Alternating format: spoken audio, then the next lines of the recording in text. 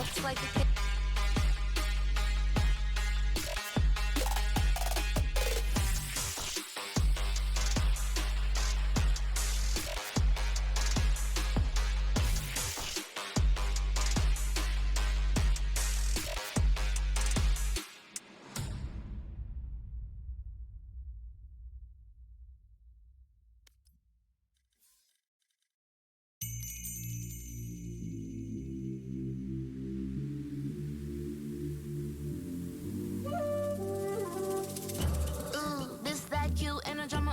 When I get my dues, respect, I'm the next tycoon. Got a pad full of greens, couple M's my soon. Unbeliever, do you see the confidence?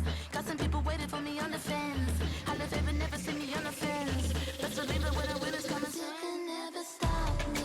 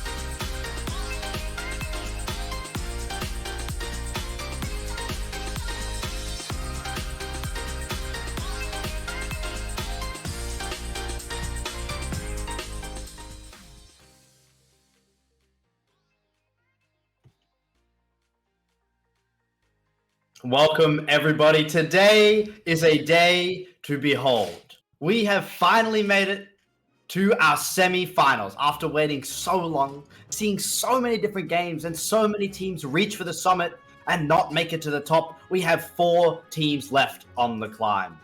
Tonight, we will be following 2 of those to come down and try to find their spot in the final battle for the summit of the mountain that is the Victoris series. So, what's going on today?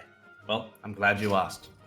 We get to see Frey's team playing up against Comet's Esports Club. Comet only dropping 1 game throughout their entire series in group stages, while Frey's going 4-3. But those 4 wins were so streamlined near the end that they basically rattled themselves into that top 4 leaderboard, climbing their way through. And not only do we get to see a game like that played out tonight, I get to be joined by Easel and Volt. This is going to be a fantastic evening, but I gotta know how you guys are feeling. Easel, how are you doing today? Doing pretty good, hanging in there. Been pretty busy the last couple weeks, but that's always the story, isn't it? Main thing is we're back on Victoris Esports, right where we want to be covering our favorite teams. And I'm hyped because now that we're up to the top 4, these are actually teams I've covered a lot of the way that just have ended up on our side of the stream. So I'm excited to see them class heads, and looking at their stats, they're definitely 2 Titans. But Volt, how are you doing? I'm absolutely pumped. I don't know if you have been following the VCT offseason or not, but I'm having an event in my home city. I'm going to be attending the LAN finals, so it's going to be a fantastic evening. But, well, we're going to look forward for today first, because to be honest, before the LAN thing, I was on Group B. Group B was where the hype is at here in VRS. I remember up until the very last game, the SN game between the Fractastic 5, I think, and I don't remember who was against the Fantastic Five, but that was a very intense epilogue to Group B. And now we have the quote unquote leader that isn't as undisputed as the other side that we have Dorado, but still there is a little bit of a grudge match. They already won against Frey 2-0, but that wasn't what we've seen recently. We've seen Frey on an insane hype train. Their momentum is on their side. So I think that the clash between, I would say, the Jazz machine that is Frey and the actual Terminator that is becoming of the Comets is going to be a very fun one to behold.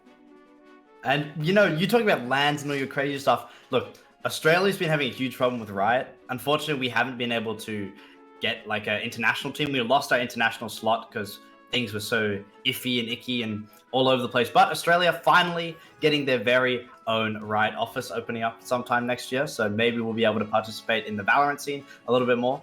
Maybe I'll bump up into the office and make some changes. But look, now that Riot's come down to Australia, and I mean, you have your offices all over the globe, something I'm curious about and I think is really important is, I hope you guys have been keeping up a little bit with Valorant, or at least playing some. I'm curious what the state of the game is right now, because we are in our semifinals and teams have to be so actively aware of who is strong, what maps are good, and even guns and util that may have been adjusted or shifted. I mean, Volt, I know you play a fair amount. What is the state of the game right now? Okay, 508 just dropped, right? So first of all, we all know that Harbor will be quarantined for the meanwhile because he hasn't been released somewhere soon enough in the event to be available to play. But the whole thing, 508 didn't do anything. It was just Harbor and UI. So everything is back to 507, which me and Easel can agree that shook the meta up quite a bit. Especially the changes where now the initiators are being eaten away from and sapped away from the I can do it all, I can help the team, I can help myself.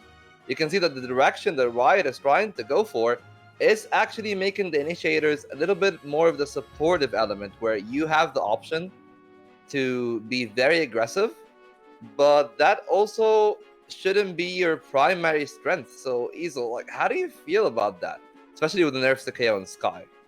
I personally, I actually really like it. I think that a lot of the problems that can happen in these games is the roles get kind of mixed, and you're like, well, it doesn't really matter who I'm playing, and so they're trying to prevent that from happening. Chamber. But yeah, exactly. And so you've seen they're nerfing Chamber. They're probably going to nerf him more. Those are on the way. But in the meantime, we're seeing the distinction between what it means to be a duelist and what it means to be an initiator, and how those are going to help your team, because it's not that initiators aren't a valid pick anymore. They're still a good pick, and they can still contribute in plentiful, bountiful ways, with all the different ways they can throw flashes, their recons, etc., etc. They'll get you onto site, so they're still valuable, but I like that they have their own little, more specific niche, and the buffs that are happening to the duelists, making them even more terrifying, especially when you have those initiators in that support role to get you onto site. Now, you mentioned that initiators and duelists and all the other roles are forced to sort of concrete into their roles and their positions. But I mean, Valorant is a game all about clicking heads, and you do have to enter site, you do have to kill people. So it feels like the roles are kind of there, but are any of them sort of forced to take a backseat, or do you think all of them have like their priorities? Because it feels like maybe a team would want to choose a whole bunch of initiators or a whole bunch of duelists, because they know they can just, now that they're more cemented into their roles, a team that has overwhelming firepower, would they want to choose a whole bunch of duelists, or a team that's more strategic and team played, spread out, like we've seen in Comet Esports? Is everyone in the team makes a solid contribution in a whole bunch of different areas? Would we see still a sensible team composition from both of them, or because the roles are so cemented, Volt, would it be they would choose people all over in like 5 duelists or whatever? I mean, it's not gonna be as insane as 5 duelists. We've already had that on VLS last week. I don't want to see anything like we've seen on VLS. I'll hold you for a sec, Volt. Take us through that. But for now, we actually do have the live map bans coming through as well, which we can discuss the point I just mentioned over the top of that. So I think we can bring up the live map bans right now. And as that comes up on screen, we can keep an eye on that and go through them and continue on the point I was just discussing. Yeah, sure. So we'll kick off the video, and you know what? For Freyfrays, it's gonna be the Icebox that has been the danger map for the side of Comets, and I'm pretty sure Comets are gonna take out what I remember to be. Wait, let me double check. What is their Comets are banning both of those because of the way that they are coming into this best of 5 with their advantage. And so we're seeing actually that is what it came through, even though the graphic didn't quite reflect that. And taking out Icebox and Burrow, taking out a lot of both unknowns but comfort territory, and instead putting themselves on more neutral ground with that Haven pick. Yeah, surprised to see Icebox go out though. Like, I mean, Icebox was something that we've seen locked in as a preference map so many times. Look, Volt, did you have something to add to those picks? I mean, it is still all in the, I would say, the realm of being ordinary, to be honest. But like, the whole thing for me is Haven is really a map that I would say favors strategy and favors a more balanced team comp. So the fact that I see Frey walking into that and picking that themselves is a little bit weird, especially for their initial pick. That's where you want to get your momentum rolling. That's where you want your star players to shine. And yes, while that will help you on the attacking half, especially that Haven is a bit attacker-sided, I think the coordination to hold the defense is much more present on the side of Comets, as we see their pick. And we also see the bind for Frey, and I think that is more within their element here. So I don't know how it will roll out, but I think that the Haven is going to be very turbulent for both sides. Easel, I think we just heard Volt cover briefly the way that, I mean, I talked about how Comet feels very evenly distributed, but I don't think we particularly made a clear touch on what's up with Freyfrays and why Volt is covering them the way they are, like a team that doesn't want to choose team-centered maps. Do you want to explain why that's the case? Yeah, it's not actually incredibly deep, but we were looking at the stats as we always do coming into this. And if you were to look at Comets, they've continued to be a very well-rounded team. It's kind of indisputable. They'll have First Bloods, but the stats that they're leading in are all like supportive stats. So First Bloods Number 3 in KDA, yeah, that's good. But number 2 in diffuses for Blitz, and number 2 in lowest deaths. These are players who are putting themselves in positions to have their utility available deep into the round and to support each other. Versus on the other side, the reason why we wouldn't expect Frey to go for a map like Haven necessarily is because, well, it sort of feels like they're a little bit heavier on let our fraggers frag out, let them carry us a little bit, with Zozaya being number 1 in KDA and kills per game, and Sagamans being number 1 in ACS and number 2 in kills per game. Like, they have the firepower, but we don't see reflected in the stats how that translates to their team play. Look, Haven, Ascent, Bind, Breeze, and Fracture. We've now just seen our teams choosing their sides as well. How much of an... Look, this is something that I think a lot of people might be aware of, but something that is a little unclear to me is I know that both sides flip over at halftime. If you can hold your ground, you get to play the side you're better at. But does starting or going second on a side, what kind of impact does that have, Vol? I mean, on Haven, I would say it really doesn't matter as much depending on the way you play. You probably want to go attack first, which is why I'm kind of surprised that like Comet picked defense. But I think then again, they want to play them at their own game, if I have to say so. Like, they want to fight fire with fire. And if suddenly Frey, your map pick, where you really like attacking and you're a team that thrives on opening picks and getting these 5v4 and then trying to convert. If Comet can shut you down on that front and just have a very strong defense, they are going to platform themselves super hard to go there. For the rest of the maps, I think that everybody just picked their own strengths. Comet picked the maps like the Ascent and Breeze, that while, yes, they do provide some like portion of play that you can say, oh, this comes to individual brilliance. For the most part, these are all very execute heavy maps. Now, again, execute heavy. Depends which side you choose, how you feel comfortable as you're going into it. We're going to come back to us now. And I think there is one little thing we have yet to cover. We've just covered how we feel about both the teams. Easel, Volt, you both did a great job of really describing and clarifying how this matchup might go. It's going to be those two... Look, Frey isn't necessarily completely reliant on their two fraggers, but certainly the game wants to be centered around them. While on the other side, Comet seems to have a much more rounded team composition. Now, whether that bites them and they just can't challenge the two top fraggers, or the two top fraggers are going to be overwhelmed by good teamwork, well, that's up for us to make our predictions for. So, all of us have thrown out a few predictions, and we'll start with me because I'm already talking. Look, I've got a little soft spot here for Frey. It's their logo, their name, their energy, all the encouragement about their little dog. It's taken my heart away. Look, it's gonna be 3-2 to Frey on my side. Now, Volt, what are you feeling? Okay, one, as much as it is gonna be intense to get all 5 games, I'm very excited to watch the side of the Fracture, but to be honest, I don't think that will be the case. I think it will be 3-1 Comets. They've shown very strong ability to close out rounds. Their retakes are impeccable for the level that VRS is in, and I think that in itself is gonna be their winning card over Frey, where Frey may have the ability to cause some havoc and throw a monkey wrench in a few rounds. In the grand scheme of things, I don't think it will be enough.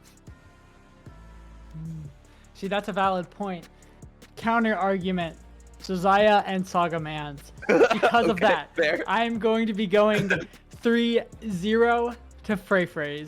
And it's a bold statement, I know, but I want to see it happen. And if these two players can pop off the way that they have been popping off and the way that the stats are reflecting that they're popping off, I think they could just really pummel their way and keep this momentum that we were talking about, how they were kind of building up steam. And sure, they didn't start out the best, but once they clicked the way that they clicked as a team, they looked amazing. And full disclosure, covering my own back, I was originally going for Comets, but I think that I got to put it all on Frey, and I got to say it, that dog, it's won my heart. Sorry, Comets. This feels a little wrong to go against you, but we're gonna make it happen. Yeah, actually, Jacob, come in. Hey, look, we are. Okay, he's running away from me. No, come here, man. Is that gonna be Frey Phrase? Yeah, this No. is we got the little Yeah. phrase. I think Frey little Phrase is phrase role Samoyed. model right here. Yeah. I think Frey Phrase is Samoyed. Yeah. Frey Phrase Which are is going impossible to put in Australia. But yeah. It is look, again, it's going to be such a split call here because of the two different play styles, and again, I think the biggest thing is the fact that they're on such a streak from how they started. Right, they were losing a couple games and bang, they managed to win a whole bunch of games in a row. I'm not too clear if it was 4 straight or they might have dropped one in the process, but they absolutely trained their way through all of these teams. They just clobbered them down, and now it's leading to a almost conclusion where we get to the top. Don't forget, whichever one of these teams loses will be eliminated, and whoever wins gets to move on to the grand final of the Victoris Rivals series. It's been a long while, and I think we're almost ready for Agent Select, but before we go in, They are ready. I would like, actually, as we jump in then, I'd like to hear both of your thoughts of what agents we think are going to come out for both sides. For now, I'll leave you with that. We'll jump over to the Agent Select screen and spill your thoughts out. I'll see you guys after the game. All right, thanks, Quicksand. So we're going to be hopping straight into Agent Select here as we were talking about seeing how this is going to work out. And I don't think there's going to be a ton of surprises here. I don't feel like this is the place where you bring Killjoy. out crazy things. Killjoy, yeah, sure. But it does feel pretty standard, or not standard per se, but I don't feel like, what's happening? Yeah, nothing unorthodox is gonna happen. Like, all of these are meta comps that we've seen throughout the cycle of like people being strong and weak. Like, we've seen a lot of like Breach Neon, but now it's Breach Raze, and you have the Killjoy that was a variation of the way you play Haven, but like it was replaced by the Chamber. Now Chamber is nerfed and is gonna be nerfed more. It is all about that balancing act. Like, what do you value more? Like, do you value this over that? Like, the slow versus the vulnerability from the alarm bot. The fact that you have mollies, or the fact that you have a headhunter. Like, these trade-offs are what are identifying the teams, and we can see Phrase are just looking for a lot of these agents Select that your are gonna agent. let their players shine more than anything else.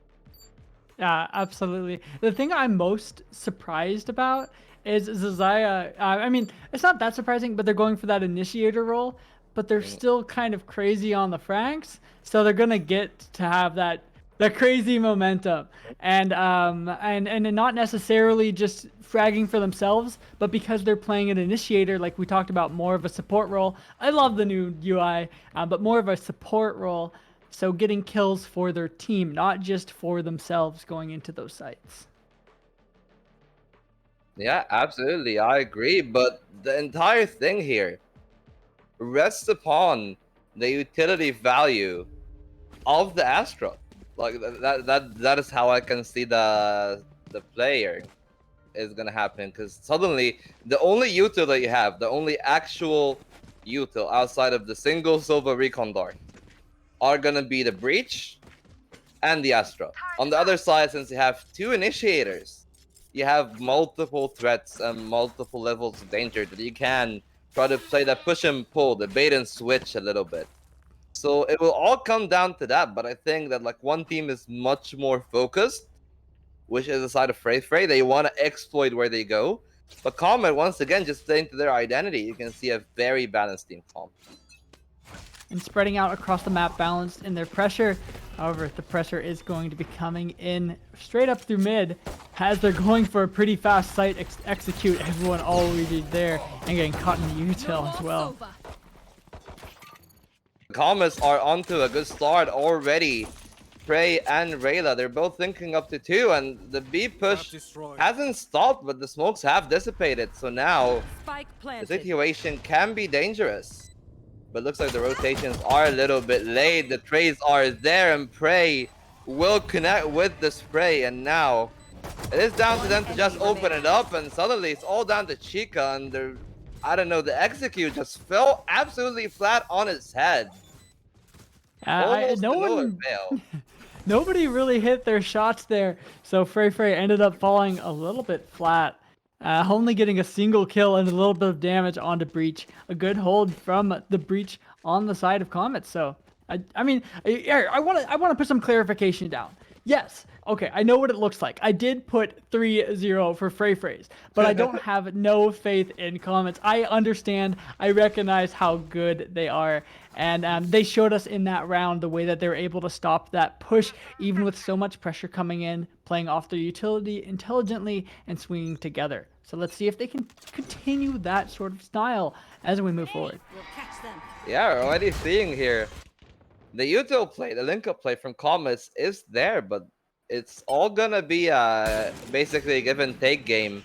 As you can see, like here, Sagamans is playing that game in the C-Long area, and suddenly a tail-windless Jet with a Marshall that leaves no space to retreat. It looks like, well, Donut, you are not retreating to anywhere, as the pick will be for the side of the Comets here. Stardust will get one for himself, and now the round is just gonna slowly build up. And it's all about the build-up, you know, like, especially if you're on the side of the Frey, you look for that, like, explosive aggression. But Comets are the best team, to be honest, in the entire league that can handle something like this.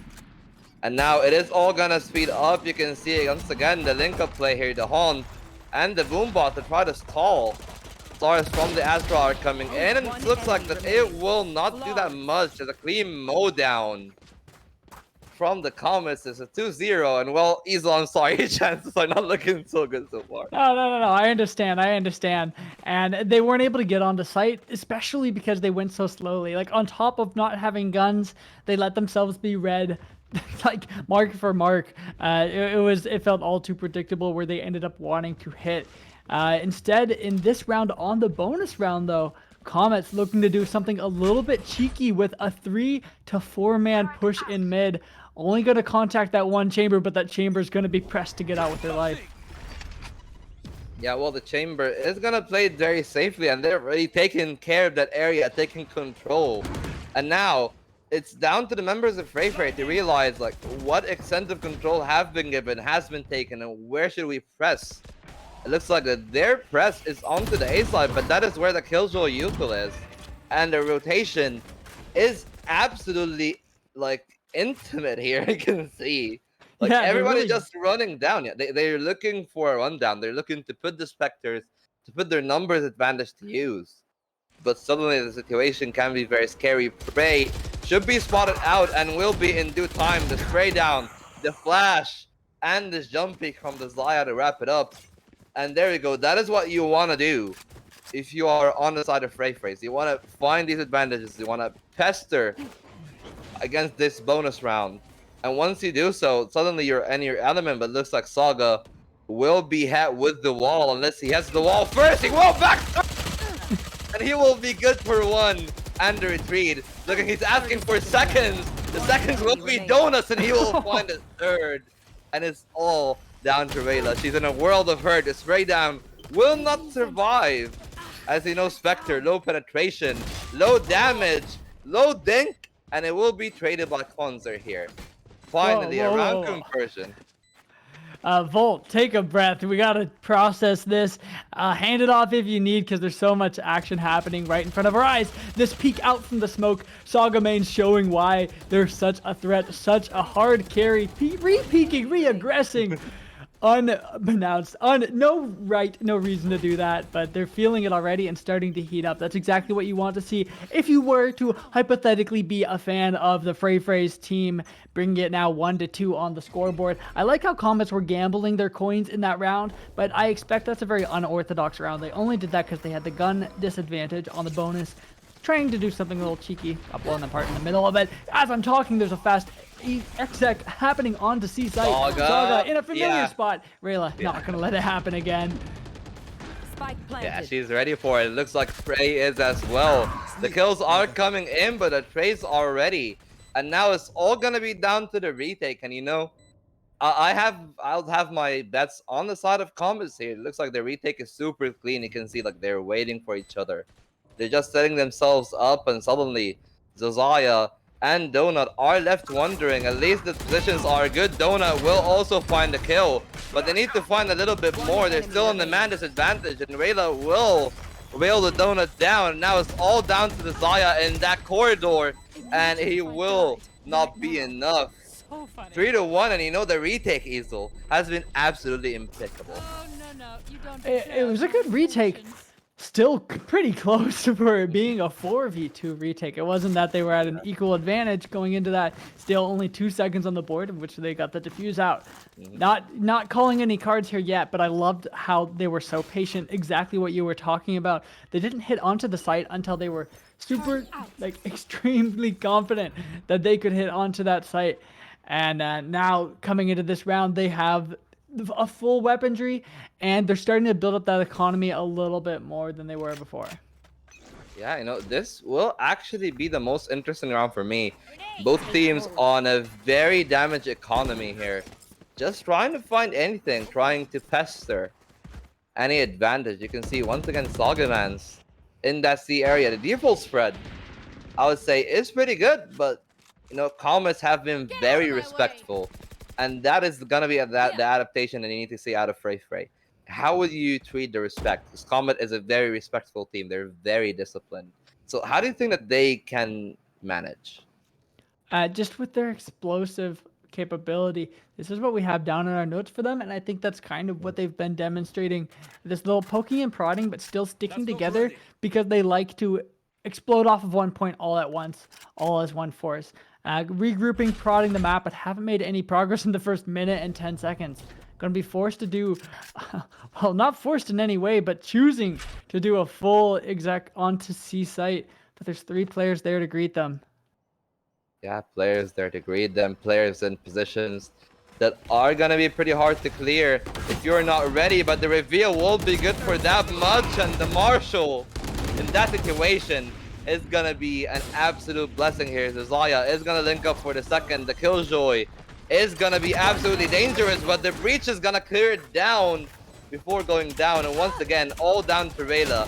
Feels like deja vu, but well, deja vu will mean round 2 for the side of the Frey phrase. Yeah, by no means that felt like that shouldn't have gone their way. Your Saga missed all their knives, was forced to pull out the Marshal, but the team was there to support them. I think that's the important thing to take away from there.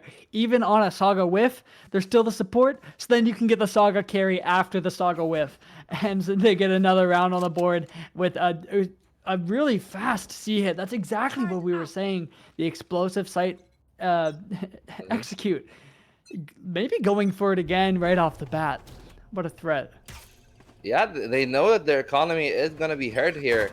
And well, it looks like there isn't another one of these, oh, let's stack as 5 kind of risk that we see all the often on Acre rounds. They're just like sticking to their default. It looks like that will be their pitfall here, as Donut is going to find one. They are collapsing, but I don't think it's imminent enough, nor will it be threatening enough here in that situation, Easel. And well, while we're gonna see, I assume, a shooting gallery, like unbeknownst to Miracle, which I don't think is gonna be likely. How do you feel that the adaptation has to be here? Because I feel like the adaptation needs to be perfect. The retake is going rather well, but well, you know, the firepower on the side of Frey's has actually taken it by door. I want to pull it back. What's your definition of rather well? When you say the retake is going rather well, there are 4 players left on Let me put it this way. Rather well. They are coordinating. They are hitting the correct strings. They are just... Yeah, they're doing it by the books, but they just don't have the firepower. Yeah, I'll just put it this way. They are mechanically vested in that situation. But hey, better coordination, tighter timings, a better adaptation, and more stacks can differentiate this round massively. And here we're gonna see the combo, but well, once again, it's not gonna land. You know, there isn't really another layer that is supplementing that season, the paint shells, to make it as effective if you're gonna use it in that raw form. And I think in this situation, if you're gonna lean onto the seaside that much, we need to see more. As we're gonna see the Thunder rolling through the side, they're just electing to play it all passive. Let's take the retake. Let's try to find something. But once again, Donut and Saga are gonna find the opener series. Opening picks huge. Those are the kind of opening picks that we'd expect to go Stardust way, and not having that happen, it's a huge downfall because they rely on that so much. Sawdust being #1 in First Bloods with 84 in this tournament. It's crazy numbers being put up on the board. So when you don't have that and they already notice, hey, we're already down 3-5, 3-4, they're calling it. They're only down by a person, but just not going to go for it when they don't have that sort of advantage. So if Stardust is getting shut down, that's really going to open up the door for Frey to potentially blow this lead forward and solidify their economy. Who knows? Let's say snowball to map #1 win. It's in the cards. It's not impossible as it looked perhaps the first round. Yeah, it's looking rather close, I would say, between the two teams. 3-4, not that much to differentiate the two of them. Even on the scoreboard, you really would be hard-pressed to find that much of a difference. So, like, my whole situation in this round is going to be the ultimate economy. How do you feel about, like, ultimate economy with these different picks, like the Astra that you can see? You can see the Rays on one end, the Jet on the other. Saga has been pretty liberal with his Blade Storm. How do you feel that the usage of stuff like the Rolling Thunder, like the Showstopper, will go in this situation? I don't know what to feel because Stardust got their opening First Blood. That was, as I was mentioning, kind of their win condition. And with 4 ults on the board, you would, like you were saying, expect those to come into play and have some impact here. Maybe push this advantage to be around a win. But nothing going to be popped yet as the sound is cut from the side of Frey's. Chamber lurking though, looking for some information, clearing out that half of the map. Yeah, clearing the half of the map and getting a lot of space, which is going to be a facet of or maybe this just entire... an orb. Yeah, no, I think it's going to be a facet of the entire round, like the push and pull are going to be that way, and it looks like the side of Frey are willing to take them by storm. The Gravital Orb will be absolutely perfect, but it will not top the Showstopper. The Zaya, though, is gonna be seeking vengeance, and he will do that much. Spike will be planted as 3v3, and Sheikah is gonna cut him off here. And the Cosmic Disruption is gonna come into play, but not before Prey says his way about the round, and now we're in a very peculiar situation. 2v2. Tour de Force in hand. Not showing that much though. And Desire is in a perfect position to disrupt them. But well, it's gonna be down to Rayla and Prey to find something. Prey, he has been finding, and so will Rayla. They will link up, and well, that's 4-4. We're dead even once again. Easel, this game is not letting go on either end. Yeah, that round, I'm gonna say, felt like a bit of a Consular misstep. I loved the lurk from Sika, but doing your Astra ult in the middle of sight, it just doesn't seem a smart move, especially because you can send that off from anywhere. Clearing out these angles one at a time, but both of them got found at the same time. Just some good swings from Comets, and yeah, they don't have the highest fraggers, but they're getting these frags that are important, and you love to see it. Yeah, we talk about them like not really having the highest of fraggers, but they're the kind of team that you will always have someone topping the scoreboard and putting great numbers. This time it's Rayla, like keeping up with Donut, who weirdly enough on the Sova has been getting a lot of openers, and he's trying to find another one. He will. The Hunter will rail down his Fury onto Mars, and well, down back to the solar system or wherever you were. Get back there. No nightmares for this time.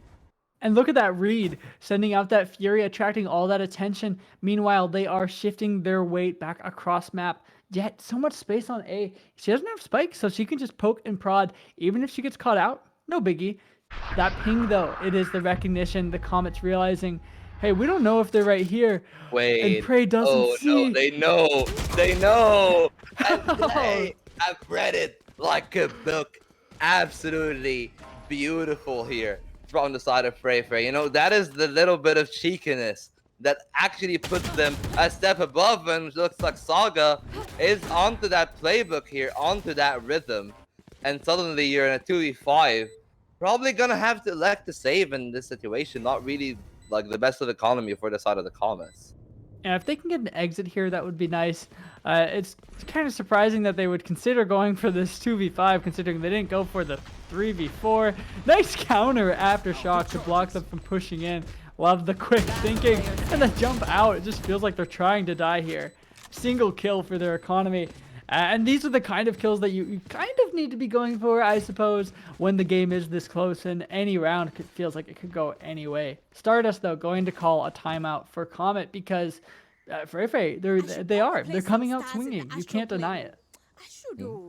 Yeah, you know, you gotta give it, especially this map, I think, to Donut. He has been one of the, I would say, sleepers on the side of Frey Frey's, where, like, most of the time, you know, especially in the desk, you know, we're talking about Zaya, we're talking about Saga, sure, they have been, like, absolutely behind Donut, but Donut, on the Sova, no less, have been the one that is getting all the openers, whether it be his utility, the Hunter's Fury, his follow-up to the duelists that are going in, is absolutely impeccable, and, you know, I really like the way that he's playing right now. And suddenly, if you have a third star on the side of Frey Frey's, it becomes a very hard ask because yeah, sure, you're regimented, you're well drilled, but you don't have the level of firepower to compete against 3 star players in this game. Yeah, that's kind of where my question mark lied because I was like, yeah, Zaya and Saga Mans go crazy. Like it's undeniable. But if they got shut down, that's where I'd be worried for Frey Frey's. So seeing Donut Keeper on the top of the scoreboard, I'm gonna say it. It gives me chills. He's crazy. No, but this is what they needed. This is the difference maker between having just 2-star players and having a formidable fourth call with the gun out. Consular! Well, So the round is over before it began. That's a wrap, ladies and gentlemen. I don't know what else to say. That's an eco. GG, go next. Yeah, that is I mean, like, you know, like, you can look at the replay and you can see the replay has to go all the way to like 15 seconds for the round start. That's how quick this round has went. It was an absolute banger. You can see just the eco rundown, and that is where you don't want to go. You don't want to go see long, just running with a prowler in hand, just running with these kind of stuff in hand, just straight down. Was beautiful from the Astra, and, you know, Donut Keeper, we're talking about him. He's just gonna wrap it up, make sure that it is left flawless. But you know what? There is a flaw to be found. You go peeking, you go wondering, and you will fall within the scopes of Stardust. Standing ahead. Nice little bait play actually there. Again, God Dart sent out by Sova, but the full rush down long to give them the dopamine to want to re-peek long. But next time there's an op waiting pointed at their face. All planned. All planned. Meanwhile, though, some space has been gained on the side of Frey Frey's to make up for that. Control in Garage and a short. Sure, they still have Killjoy utility to go through, but they're getting a lot of information right here. As Sova's just messing with them on C. Yeah. I wonder, though, if that will be Donut's downfall. He's standing in the open, but a miss from Stardust will make sure he still stays alive. 9 HP on Saga and the full bot.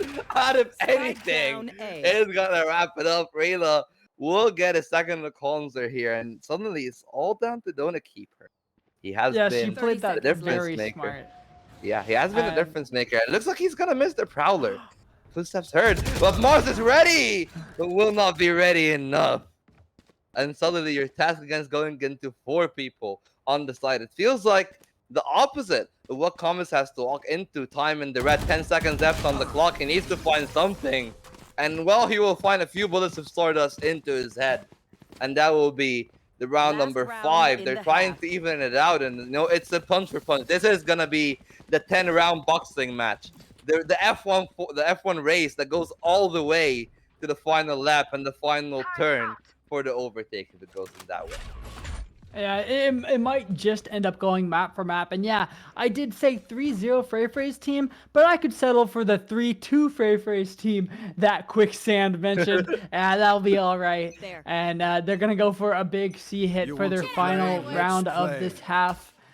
Going to be cautious of that op this time at the very least after what happened in the previous. You want Yeah, to fight they're ready though. They have the reads. They know what's coming on. Now it's gonna be down to trying to find Saga. He's just walking in straight down through the smoke. Mars is ready, Prowler in hand. It looks like the push have been delayed enough. As you can see, like with the minute 10 on the clock, suddenly everybody knows where you are. They are converging on your position. You can see the crossfire is really well played from the side of the Comets, but now it will be left the question: how do you unlock this puzzle, Iso? Because it looks very hard to find an opening in this defense. Yeah, they gambled a lot on that opening explosion power that they love so much, and surely they don't double down here. No. Frey's, they're the mad lads. Perhaps thinking they might have rotated, but instead just waltzing out into sight, greeted by several barrels in response. If they get this, I won't know what to say, but instead, all up the chamber. Left in the corner, and Rayla cleaning up a couple more by herself. Bringing it to a 6-6. Like you said, punches for punches. Yeah, you don't want to go pound for pound with the champ. That's it, you know, like you don't want to go round for round. And if it's gonna go round for round, to be honest, you know, I was talking about how like the individual differences may not be the important part in the grand scheme of things, but so far, I have been proven right as much as I've been proven wrong. So it will come down to this second half. Like, how much will the Comets do on the attack? Especially you have, I would say, a much less attacking oriented team where sure you have the options, you have both the fade and the breach, but you don't have the explosiveness that a jet can provide you. Not to be all contraire, but Omen, I would argue, is one of the most attack-focused smokers, at least some would, I would argue. But Explosion not into into B, Wait, but out what? onto A. They're just wrapping Silva's onto waiting. it. Oh no! Going for another one of their little cheeky trick plays. Saga Man's not going to be able to stop the plant, but does wrap around. Maybe going to find Rayla camping under. Hell, does just that. 2 solid body shots, and now spots the body of another. Last Taking away, stuck on the reload. Okay, now it's the 1v2. Stardust is tasked with a hard find. 20 HP, so he needs to be perfect in his play. He will find Panzer, but not before the hop stick, and that means it will be enough here. 16 seconds left. It looks like the first round, the pistol, will go to Frey's, and suddenly if Frey's run with it, it can be scary, but you know, we've seen the ecos go back and forth between the two teams. Yeah, I wouldn't gamble any amount of money on them running with it because there's a force buy coming from the other side. Oh no. There's almost a full Stinger force gonna be shoved in their faces. But like I was saying, this is definitely an attack-sided composition even with Killjoy in the lineup because Omen can do such adapted smokes, blinds, as much as you want as you're running. And I expect to see more of that as they move forward and sprint out onto this B site for the second time in a row. Yeah, sprinting out into the B side, 5 Stingers. Just trying to find something, but a hail of bullets is absolutely onto them here. You know, it's a slaughterhouse here. It's not a Radianite storage. No thieves. Pesky Radianite thieves. Yeah, not going to let that happen twice, especially since they ran all the way to A on the first time. So good adaptations, holding it from different angles, utility combos. We're seeing a bit of a solid defensive look coming out from Frey's, who, just based on stats alone, are pretty offensive inherently. I like what we see. And on finishing my counterpoint, I've taken 3 rounds to say it. Astra, very good on the defense. She pre-places her stars, can think about what she's going to do, and now she's right where you want her to be, able to provide support no matter where the hit comes. take it away. Yeah, sure. I mean, it is one of the things that Astra is very strong on, and I would agree. I think Omen is the best controller if like you're one of these maniacs that like to paranoia people and TP behind them. But Yeah. in the grand scheme of things, I think the way that the comp is structured makes it like a very, I would say, a contrarian for both sides. Where, like, yeah, sure, you have the aggressive controller and the defensive controller on the right sides, but the attacking side have a Killjoy that is going to be very defensive focused. That won't really have that much throughput. That needs to just become an extra body on the entries that we're seeing that is being prepared here. Stardust and Blitz might walk into the crosshairs at any second right now. We're just readying it up. And a beautiful execution here will mean Kwanzaa will have no chance of survival. 30 Rayla, seconds he'll left. take one as well.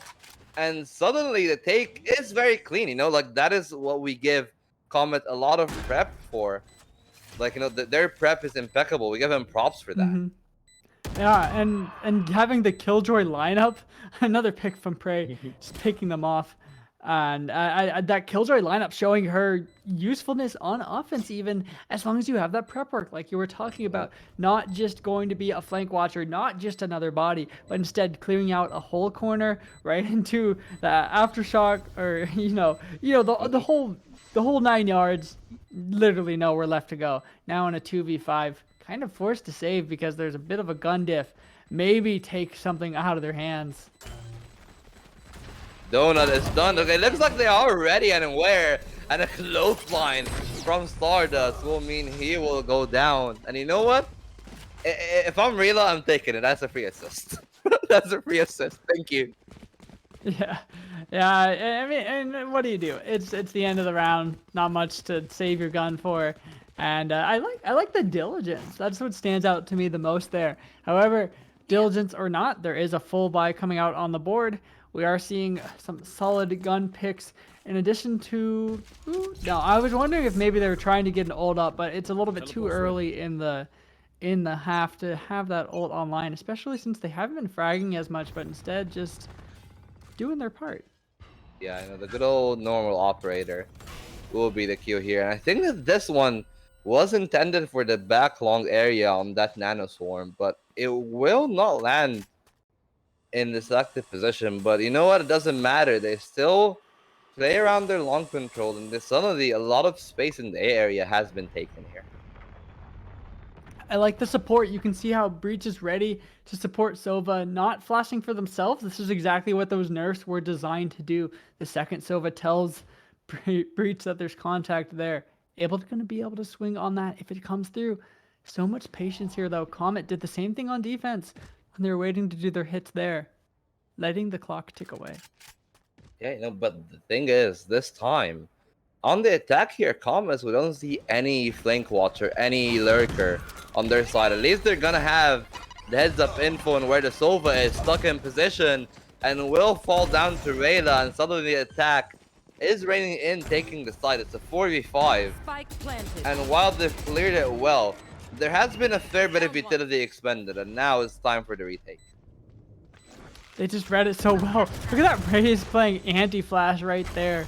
They're so confident that they're going to be able to play off of each other, even as there's 4 people on the other side waiting to come in through that smoke. Yeah, I want to see that Frey have something prepared here for the retake. Yeah, it looks like, well, they're trying to find something. They're trying to, I would say, irk out a little bit of a spark of brilliance, but not that much to be found. And, you know, I respect the choice of trying to save the op. And this shot will mean that this gun will remain in the hand of Sagamans. So, well, you know, a very safe round here from both sides. Both of them know how fickle their economies are, and a very respectable decision from the side of the Frey to just, you know, take it slow, take it safe, and the coach will take a timeout here for his team. And the second time around that we see the defenders are the ones that taking the timeout, they're trying to adapt, and the coaches and the IGLs are just trying to link up together, trying to find something in here. Very nice though that these timeouts are being taken not when the blowout starts happening, but when the rounds aren't just technically going their way. And making sure these are kind of preventative and making sure that the adaptations are coming through, not leaving it all up to the IGL to call everything. So I love to see it. It's 8-8. It's anyone's game still. And really, I find myself rooting for both sides because Stardust has definitely been heating up. But I love the way that they're playing off of each other and Rayla's lurks. And it just really feels like they have a utility combo or something planned for every single corner of this map. I mean, they have the prep here, even with I believe this was Frey's pick. If I'm not mistaken, I think that is the case. But like, you know, that actually that was one of the question marks that I had in the video. Like, if you're one of these teams that really, Right there. really like playing the maps where you can have your players shine, you know, like Rise rest in and peace bring split. glory. You don't have that any much more, but we still have the blind, we still have the breeze, we still have a lot of options. Even if your signature icebox, it will be taken away. It looks like the eco here is gonna be the name of the game. We have a stinger and just, you know, a few guns that were safe. Just trying to maintain the economy. Not going for the best buy you can go for, but well, the stinger has been massively rated by everyone, but it looks like that will not be enough, as the attack will rain it down and they will not be capable of holding their toes against the side of the Comets. They almost made it work, but just overwhelmed by the all-force pressure. We talked about these fast sight executes from the side of Frey's, but Comets showing they have it in their toolbook just as well. One enemy remaining. Ooh, that is a beautiful link-up play. You gotta give that much to them. But Rayla is ready to be activated, but will be shut down. Good night. Sleep tight. Don't let the killjoy bite. And that will be round 9 for the defenders, you know, out of nowhere.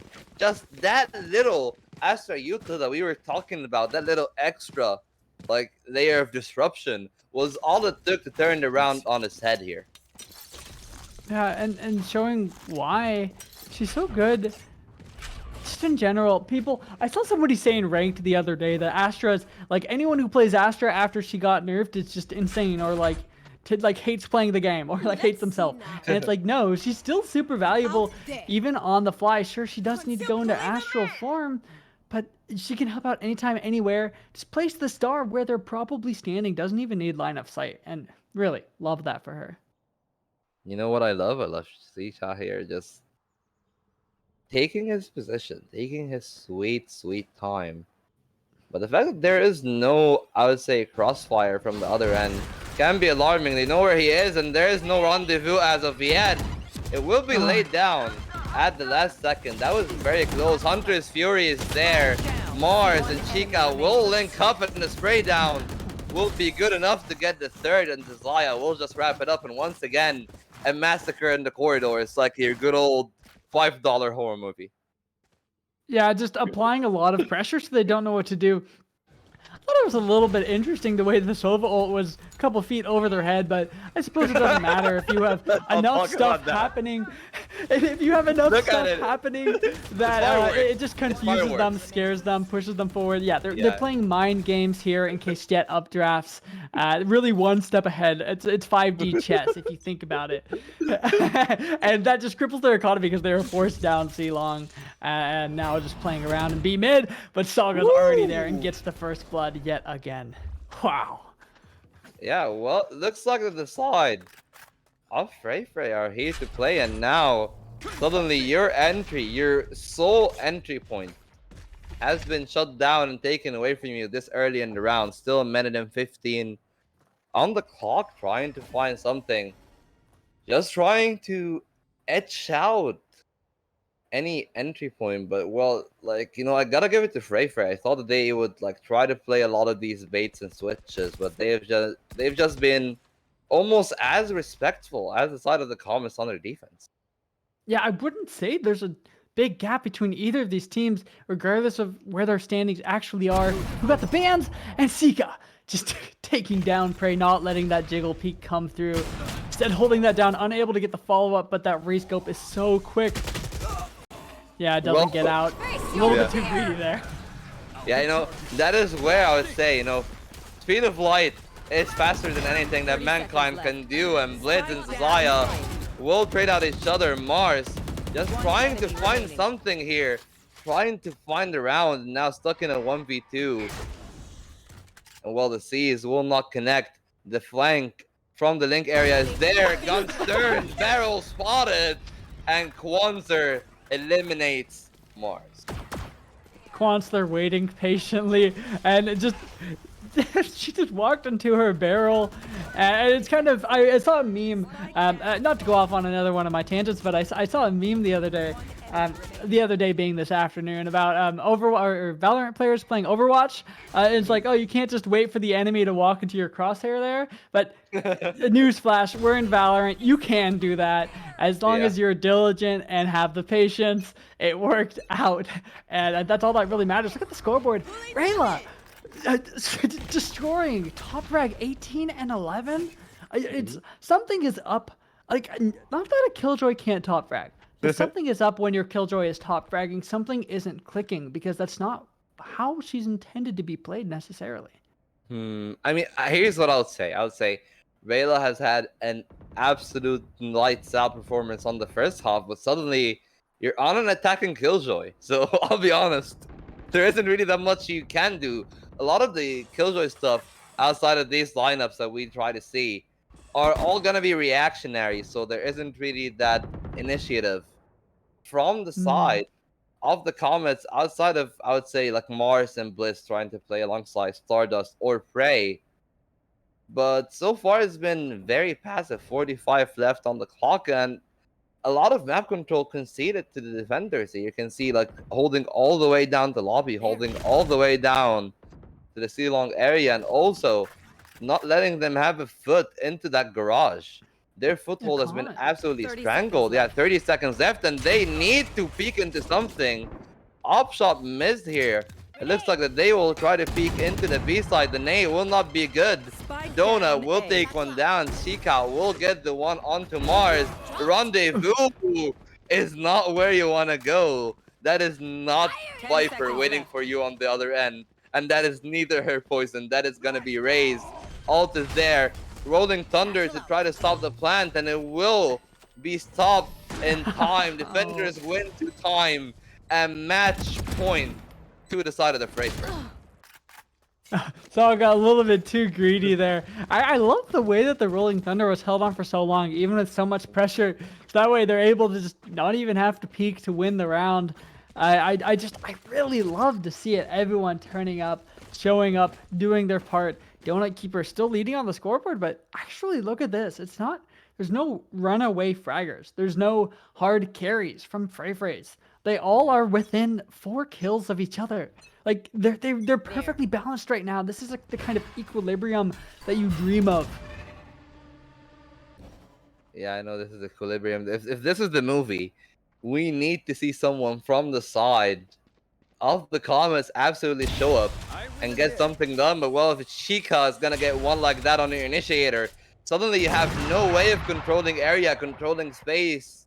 And Sagaman is gonna get 1 second on the operator.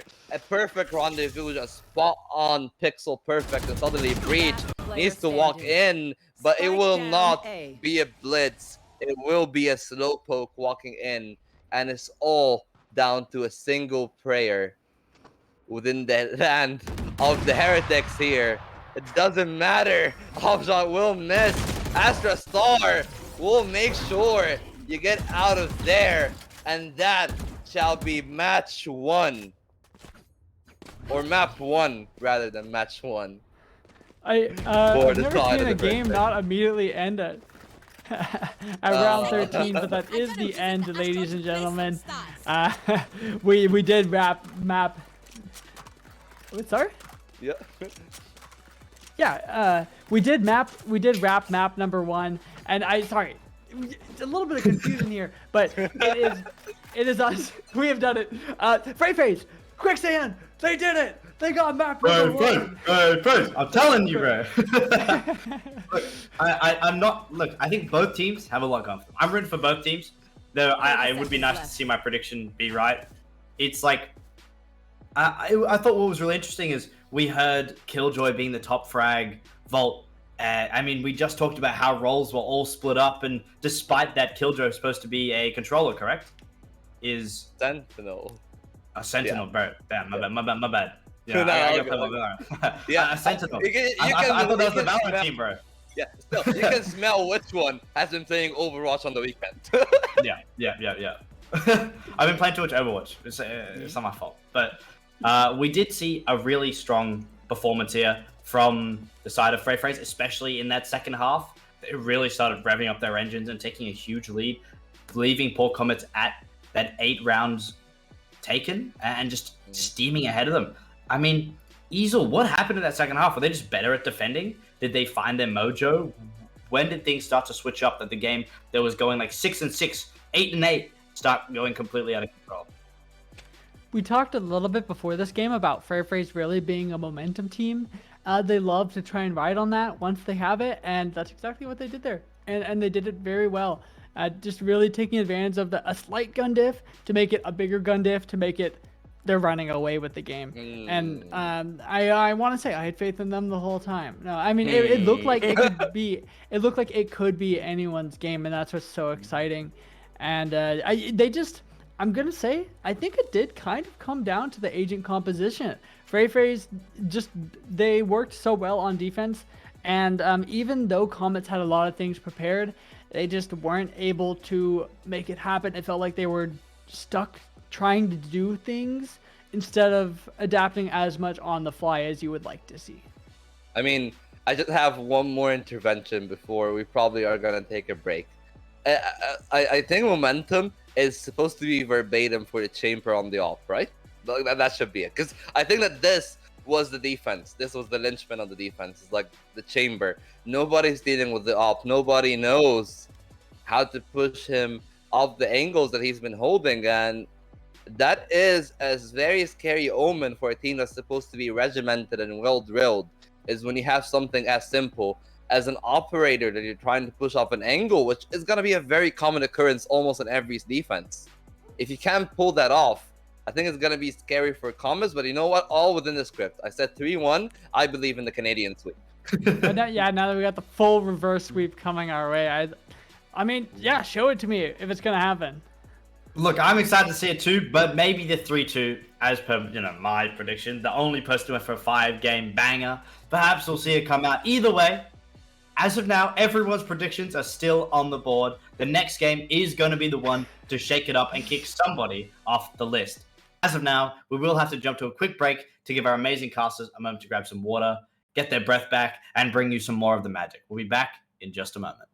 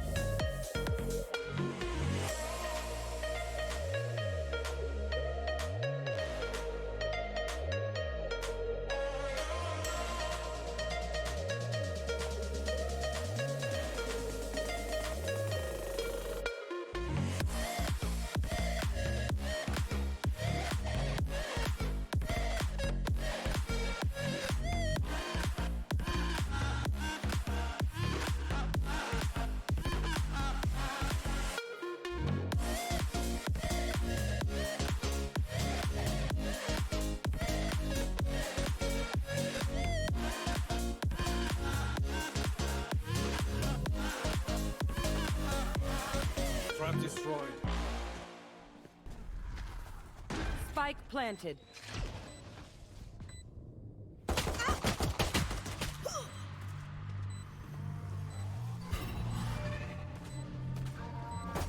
One enemy remaining.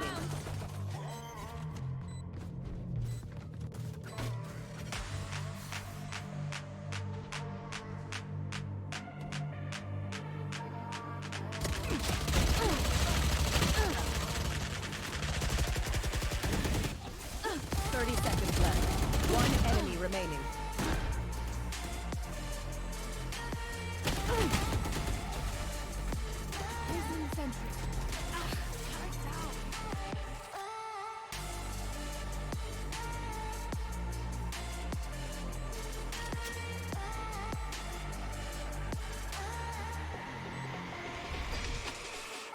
Blinding.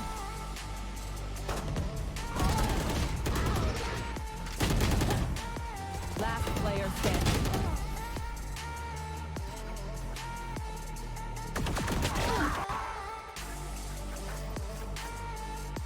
Spike planted.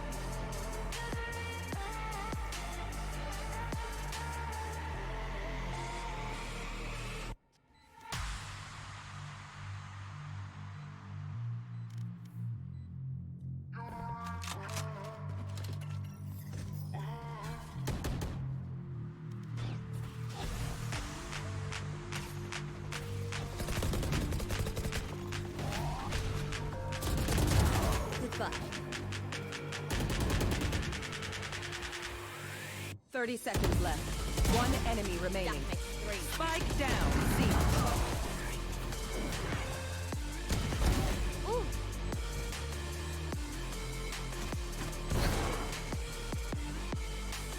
Last player standing.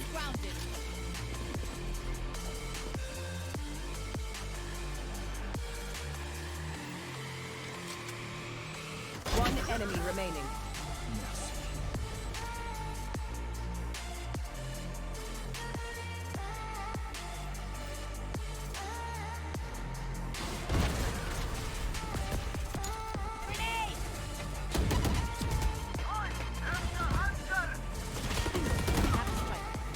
Spike down. C. One enemy remaining. Out of charges. Blasting. 30 seconds left. Spike down A. One enemy remaining.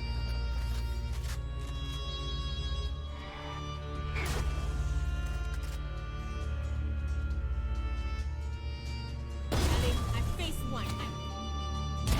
I win again.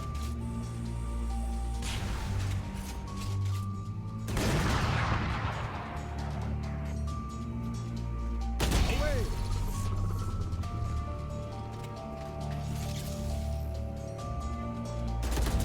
Last player standing. Spike down A.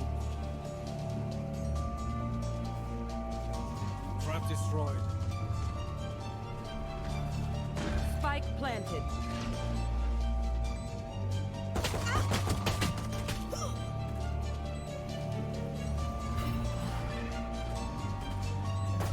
One enemy remaining.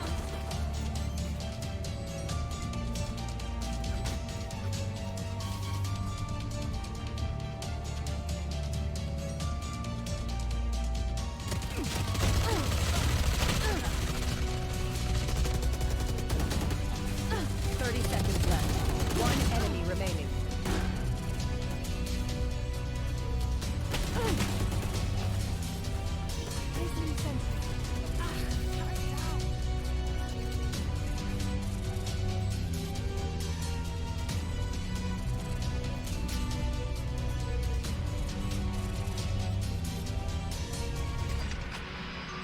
Blinding.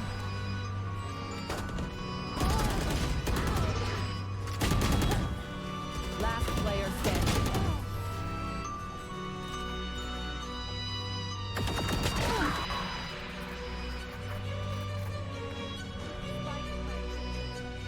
Okay, welcome back, everyone.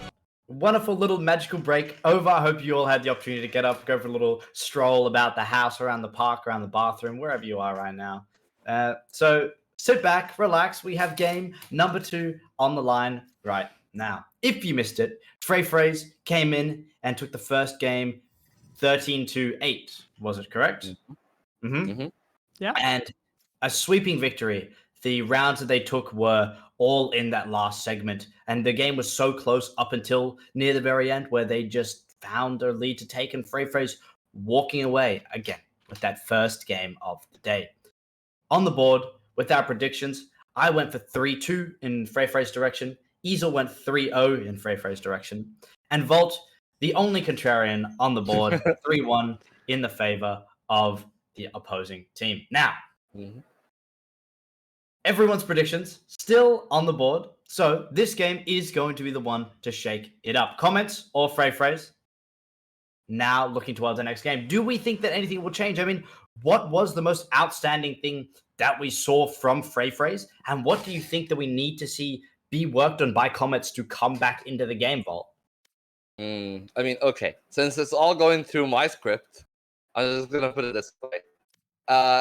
For the side of the Comets, now what you need to do is drill down your executes, play the map you're comfortable, play what you're comfortable on, basically as far as agents and maps, and just try to suffocate the ops, because I think that this is gonna be basically the thorn in their side, is the Sheikah on the op. If you manage to suffocate that enough, you should have a very comfortable situation, because I feel that is when suddenly the game went out of their grasp, is when there's an op on one side and then there's the other players, whether it be Saga or like whoever it is, like I don't know.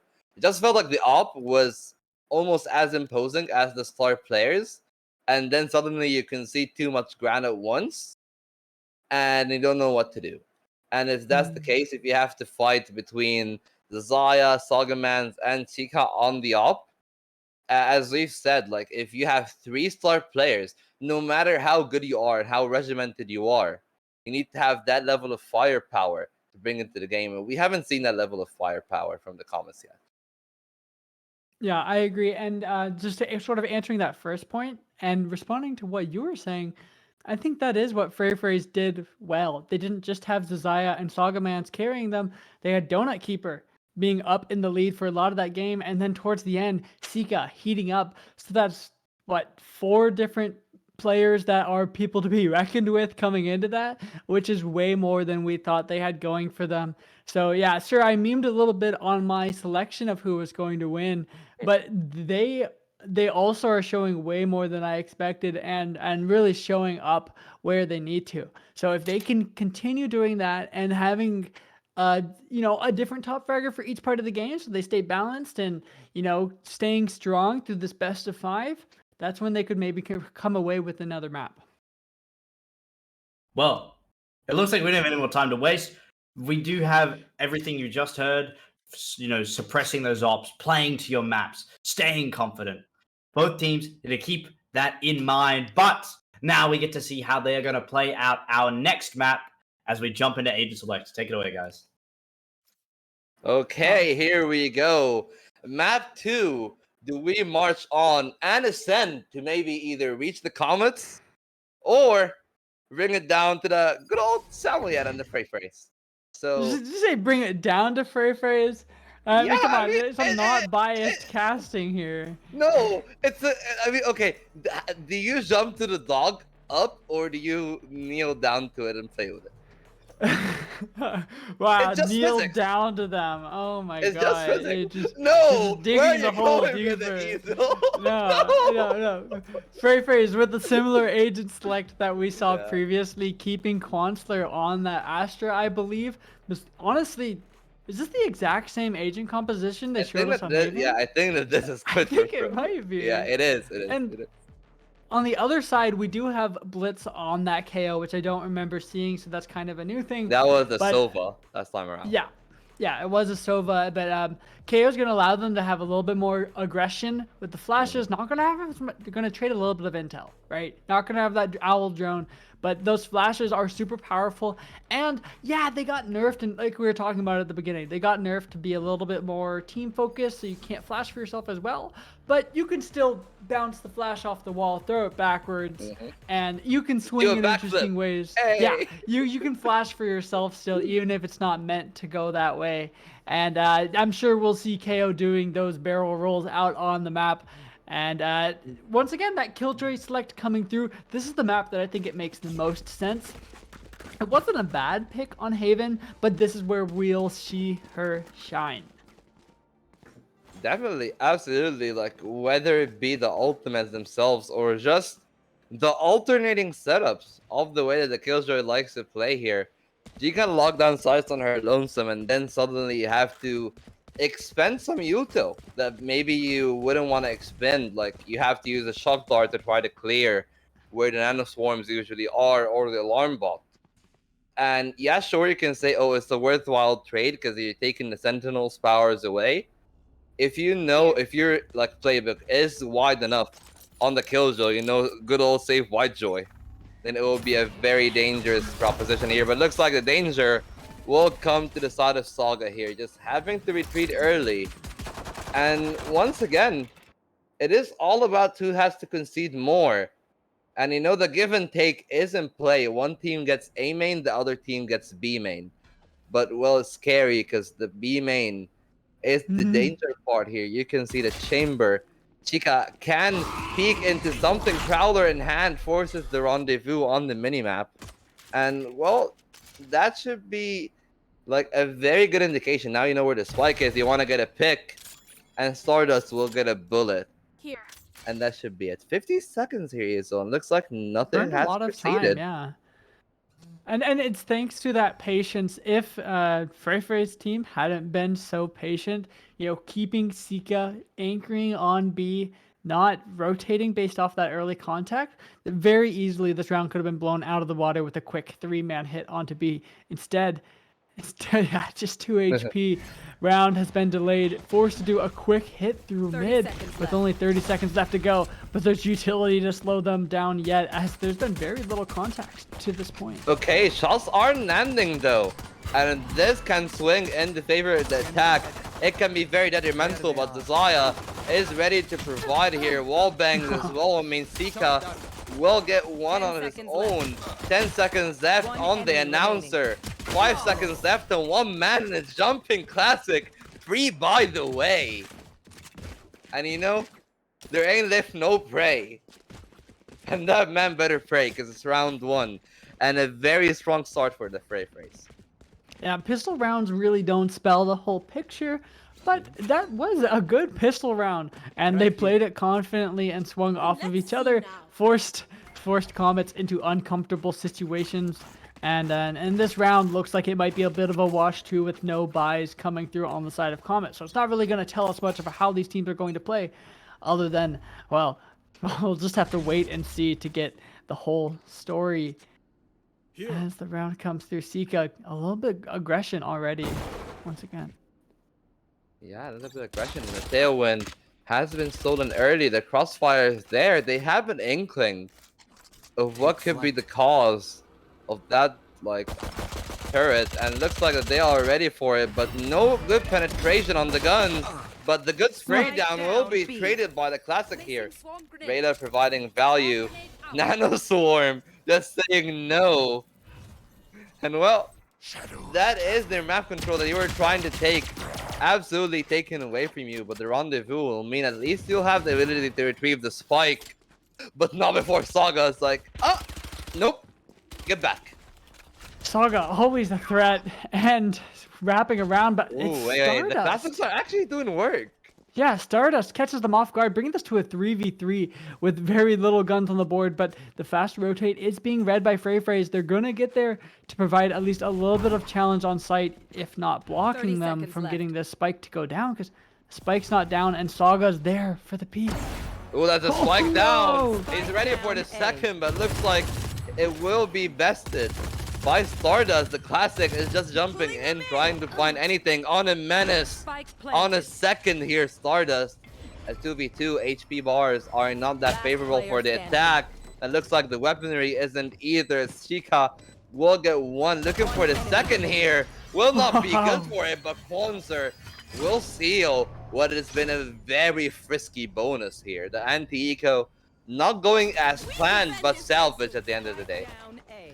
That is a huge eco from the side of the Comets. They weren't able to get the round, unfortunate, but they got 4 guns out of Frey's hand. Gonna force them to either take an extremely weak bonus into this round or save entirely to just get their economy on the same track.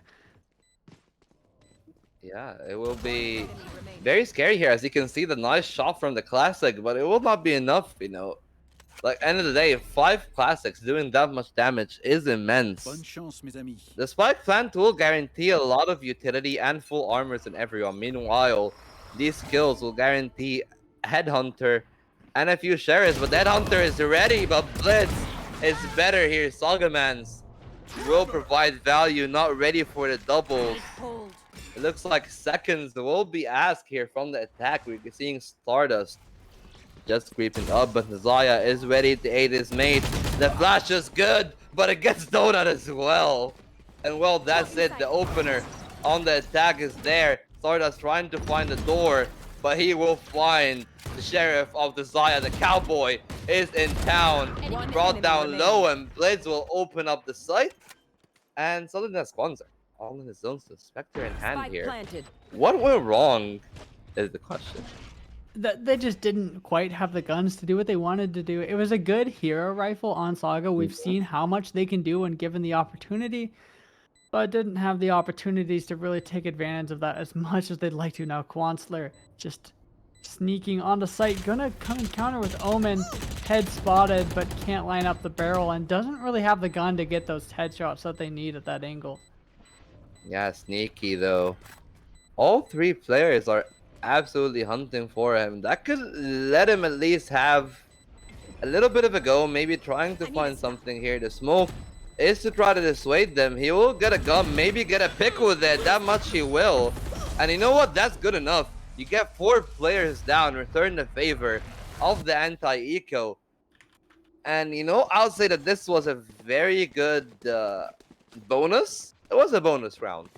Yeah, From the side of the Prey Frey's did exactly to Comets what Comets did to them in the previous round, and Comets' buy isn't as bad as what happened last time, but still they're forced to completely reinvest because they only had a single rifle survive that round with the way that things ended up panning out with the last minute kills and death to the Spike. So pretty even playing ground, even though it is 2-1. It is anyone's game to try and run away with, and so much left to be uncovered on how these teams want to play. Interesting that Comets are still leaving that Spike back in their spawn. Ooh. This is Wait, the second did time. you see the Zaya break the door?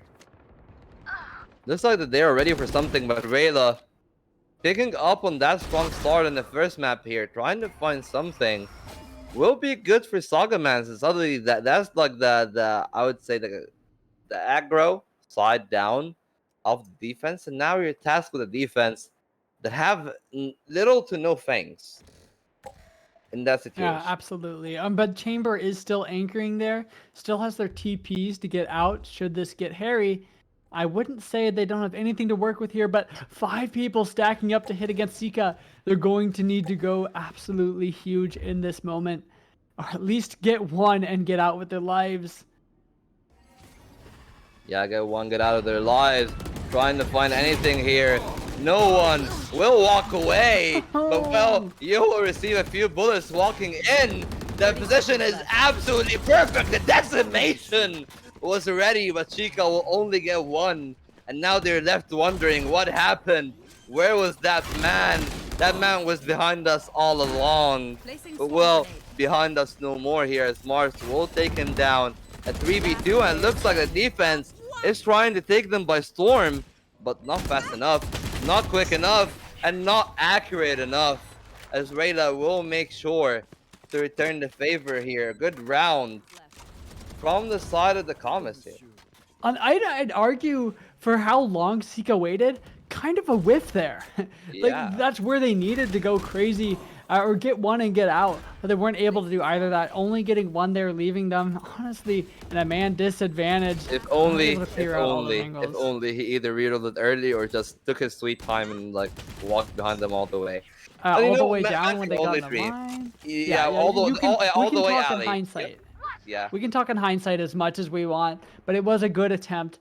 And in the end, they are forced onto an eco in this round. Triple stacking the correct site, but not really having the guns on their plate to do anything, even if they catch a scent of the hit to come. Yeah, an eco round is coming in. And you know what? We've seen these sheriffs, we've seen these stingers do a little bit of damage on both sides. All throughout the group stage, and now it has to come down to something, but it looks like the defense is playing this very reserved, which is very unlike Eagles once again, and the burst is gonna be there. The weaponry isn't strong enough. The Stinger is very wild, and it'll be all down to Saga on the Blaze Storm to get one. He's looking for seconds. He's a angry customer. Well, angry you might be. This Storm is not fierce enough, and it looks like the Frey Freys will have to take a back seat here, as the comments are here to play. Yeah, I love the looking for seconds. He's an angry customer. Beautiful line. Got to give you a pat on the back for that one. But not able to get their fill as, well, the site was just stormed, and we saw how A site fell apart. And forcing them to take a defense because that wasn't eco, but they need to really get a solid game plan on how they're going to keep into this and prevent this from spiraling, because we're at that point, we're at that precipice where the credits are starting to build up on the side of Comets, and Comets could, if they win this round, maybe the next, take this whole half. And like I said in the last game, the whole game called out just from the very beginning, from the momentum. Comets starting to build it up. Yeah, the momentum is there, and like once again, it's like pound for pound. Like everything has been going back and forth. The Eagles are trying to find something, but maybe a little bit of complacency on either side that we've seen. Like we've seen Saga trying to hit a little bit too hard, and then we've seen the side of the Comets just trying to find the B main that they know that the other team likes to take control of too hard as well. So it will be that balancing act here, as we have 10 seconds left on the clock to start the round. Like, how will we balance that act? And it looks like this time around, they are trying to find something in the mid area, but like to their behest, the other team is leaving the mid. They know that much. They know what's coming up. The Haunt will not spot them, and suddenly they're in a position to pounce. They have flipped the script on the other side of the A main aggression and just catching blitz. Completely unaware. Stardust in an awkward position trying to find a safe angle. And surprisingly, it's on site. So now their whole game plan has been thrown apart if they had anything to begin with. Forced to try and pinch the B site defenders. Wait, Because they're waiting. no, Stardust, they know that he was there. Don't give him that. A tragedy Last player in the standing. round here, and it's all down to Stardust. They know the defense has been impeccable, but they're not aware. I got the spike. They're not Stardust is aware. everywhere. I don't know. I feel like they've lost him somewhere in the spawn area, and now it's on to him. The fourth, he's ready for it. The ace clutch to pull his team 30 seconds out of the left. range to give him the fourth. It looks like he will elect for the safety. He'll elect to go for the A side. He could get a bullet in the back of the head, but not fast enough there. Tiny margins. He's asking for seconds, and he will not be good for it. Not like What this. happened there? What happened there? Stardust, Aw. an insane player in their own right. Yeah, they go crazy. They need a timeout to stop shaking from how crazy that was. Almost doing it all themselves. It's that Thanos meme. No, but just because of that, they're now 11-4 on the scoreboard. You let them into your back lines, and then you let them run away with it. Let them go. Yeah. What happened? Like, you know where he is. I thought, okay, you know what's the play? Let him expend all of their utility on B. Just play damage control on the side. Don't let him have the site. Get the kill onto the Jet that everybody knows where she is. Just converge on the Jet, and you can play retake. But the conversion didn't happen. They decided, hey, we will contest the site, and suddenly it's like people didn't realize, oh, was I supposed to be watching for the Jet, or was I? Was it supposed to be the breach? honestly, Was it supposed to be the chamber? Was it supposed to be the KO that's trying to backstab to get quicker? And if everybody lost it, suddenly you have Stardust that gets angle after angle when nobody knows what's up. here's the thing though. Honestly, it That didn't works. seem like it was a huge misplay. Sure, Stardust got a nice clip moment. They're gonna post to their TikTok, but it was Frey still got most of the frags. Stardust was left in a 1v3, ready. maybe it was a 1v4 at some point. So even though they were in like a funny position, able to get these crazy kills, they weren't there in time to support their teammate. However, this time it's Prey getting the opening first blood. We haven't seen Comets be able to play with this first blood advantage as much this game, so I'd like to see what they do with it. Yeah, like they have got their advantage, and now it's all up to the conversion, but they need to find a familiar face, an oh so familiar face that has been their role for the most part. You can see the operator here on Chica that is trying to find something. Is trying to etch an angle, but there's another operator, Donut, in a very good position, but beautiful awareness from all the members in the comments here to know where the player has gone, where everybody is on the map, and now Here. you are splitting pretty well. We see the 5-point default on the attack and where to go, where to find something. It looks like, well, you will find the lost body and you have to speed it up. The shot will miss and Prey is in position to pounce on his spray. Kwanzaa as well with the Spike Spectre would be down good B. for 2. Sees Quansler. has to retreat, but now the position is open for the 2v2 retake. Spike planted. Quansler doing huge work on that. And now with a double ult on the retake, isolating these angles, they know exactly where they're hiding. Zaya cleans it up just barely. They used everything left possible to get that one. And now searching for the op, question mark? Yep. Going for it because they have the time to do so. Good retake. I like the way they combo those ults. They could isolate these common places that these angles are being held and do the retake a lot safer than you would otherwise. Yeah, That like sort of retake- Kwanzaa. I think that this is where actually the round started. The 2 kills from Kwanzaa, him staying alive. And as you can see, like the positioning of the ults means you can play backhaul. You have to face the Rolling Thunder. They know where one is, so all they need to do is to find the Omen. And once Zaya has found the Omen, it is all fallen down to shambles here. And well, Frey, they are starting to be more and more imposing, especially with the return of the operator. But you gotta give it to the side of the comments. They have been finding the openers. So the conversion is gonna be the important part. It looks like they are trying to convert the 5-man Stinger push in the tree area. Yeah, I can't talk on the last round because this one's already going in so deep. A fast hit into A site. Saga lurking. Saga waiting patiently, but Stardust better positioning, always in the better spot on the map. However, Zaya able to peek out and trade it, bringing it down to a 2v4 for Comets. Make that a 1v4, all up to Blitz alone on site, just being hunted, spammed with utility, and Donut Keeper cleans it up. That one looked scary for a second, but they just had too many angles to watch with pushing, what was that, 4 or 5 people through tree? It was a little bit too much to handle, not knowing where any of the defenders were.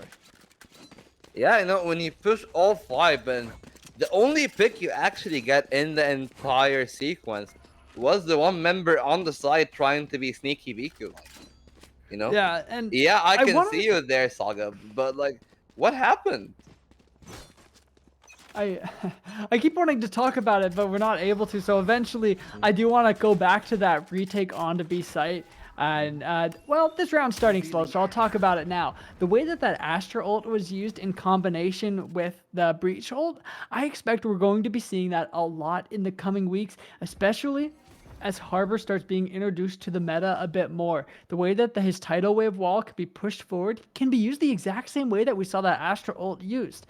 So that sort of safe site executive where you only have to clear half the site, really, that's exactly what I'd keep an eye out for, at least in the coming weeks. You saw it here first with Astra, but it's going to become the popular meta for the retake.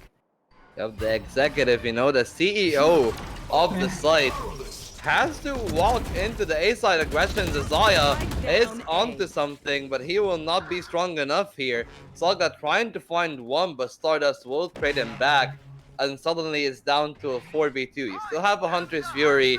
You're probably gonna try to find something with it. But well, not good enough in this situation. Not even enough damage. Or any damage has been outputted at all. 30 seconds It is left. a warning shot. That is what it will probably be touted as. And you know what is not a warning? This retake. This is not a drill. They are walking in trying to find something on the side here. Not that much util to use. Just the drone. And well, Chica will bait it out perfectly here. But they have to break down the crossfire. And they're not ready here. It looks like Blizz and Prey. The crossfire was so good. It could not be breaking here. 5-4. Another round. And another haul for the Comets. Another round that very easily felt like it could have gone either way. You saw that flank coming up through window, and you're like, oh, surely they're taking too long. And then the flank gets taken care of. So it's like, oh, it's a 2v2 on site. Oh, one person spotted. But the trades just go. It's anyone's game. But the one thing I want to point out, the concerning thing is Comets are kind of being carried by Stardust right now. 3 times the kills of anybody else on their team. That's really weird. That's not a healthy KD balance across the board. So if Stardust doesn't land their shots or overheats or gets isolated, they don't have anything. They're relying really heavily on that right now. Yeah, but you know what has been a silver lining for them so far in this half? They have been managing the op much better as a whole. Like, they've pushed Sika, as you can see, all the way back to the back of B lane out of anywhere else, which is a very unlikely op angle. So I understand why he's taking something like that. But you're really limiting the sidelines that you can have and all the impact that he can provide for your team. And now suddenly they might have an inkling of what's going on. We see the Sova here of Donut just trying to play something in mid, trying to probably jump spot. Like, hear a little bit of the footsteps, and while the Prowler will pick up the face in A main, the push is on. And you can see the Jet is just there to make sure nothing happens. All down to Suga, he's in the smokes. Saga needs to find something, and a 2-player lineup will make sure that he's fine, will be strong. But you know what, Stardust and Mars are ready. Prey will best the op once again. Rolling Thunder is used to solve the plan here. Zaya going Assassin's Creed. And it looks like he will find everything that he needs here. It's all down to him, and he will deliver. What? Oh, this is like those memes about trying to watch Overwatch versus like watching CS:GO. This feels like we're watching Overwatch with all the abilities being thrown anywhere. It's so hard to follow. Just constant stuns, flashes, smokes.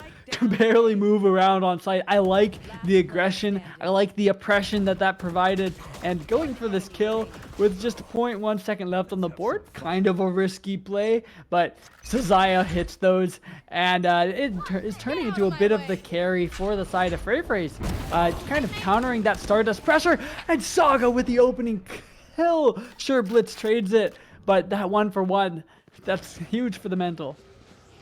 It's huge for the mental, but it can also open up a lot of avenues for the attack here. Because suddenly you're trying to peek too much into them, but never mind. Donut. Well, that's not a donut unless you're talking like a medieval cowboy sheriff here. No, donuts by day, popping baddies by night. You know, it's all part of the plan. The name is McDonut. Yeah, well, they just tears it apart, bringing that 4v4 down to 2v3 for the Comets. Comets just trying to find where is safe on the map. Stuck in B main. Decent amount of map control from FrayFray. They can hear nothing's happening in mid. There's a little bit of action in B main, so they should be able to collapse on this if the hit does come through. Yeah, they have a very good idea of where the attackers are, but they are still worried about the proposition of the Omen ulting and just going on to site, which is something that, if they were aware of, I think Prey and Rayla would have just taken the side, but now they're biding their time. It's only 15 seconds left on the clock. Both teams are left wondering. You can see everyone is in mid. No one. It's like a stalemate, on the spike. You're sitting there, you're not giving it away. And well, there goes. That is the round. Round number 7 shall be wrapped up to the side of the Frey Phrase. And that Fashion Donut is gone asking, but he will be met with the Wraith. What is going on? Yeah, what a happened? round. Both teams had pretty weak buys and both went with their weak buy. I think neither team knew exactly what the other team was doing, and then when the spike got dropped, there was just no recovering it. I loved that stalemate, one person looking each way, standing on top of the spike.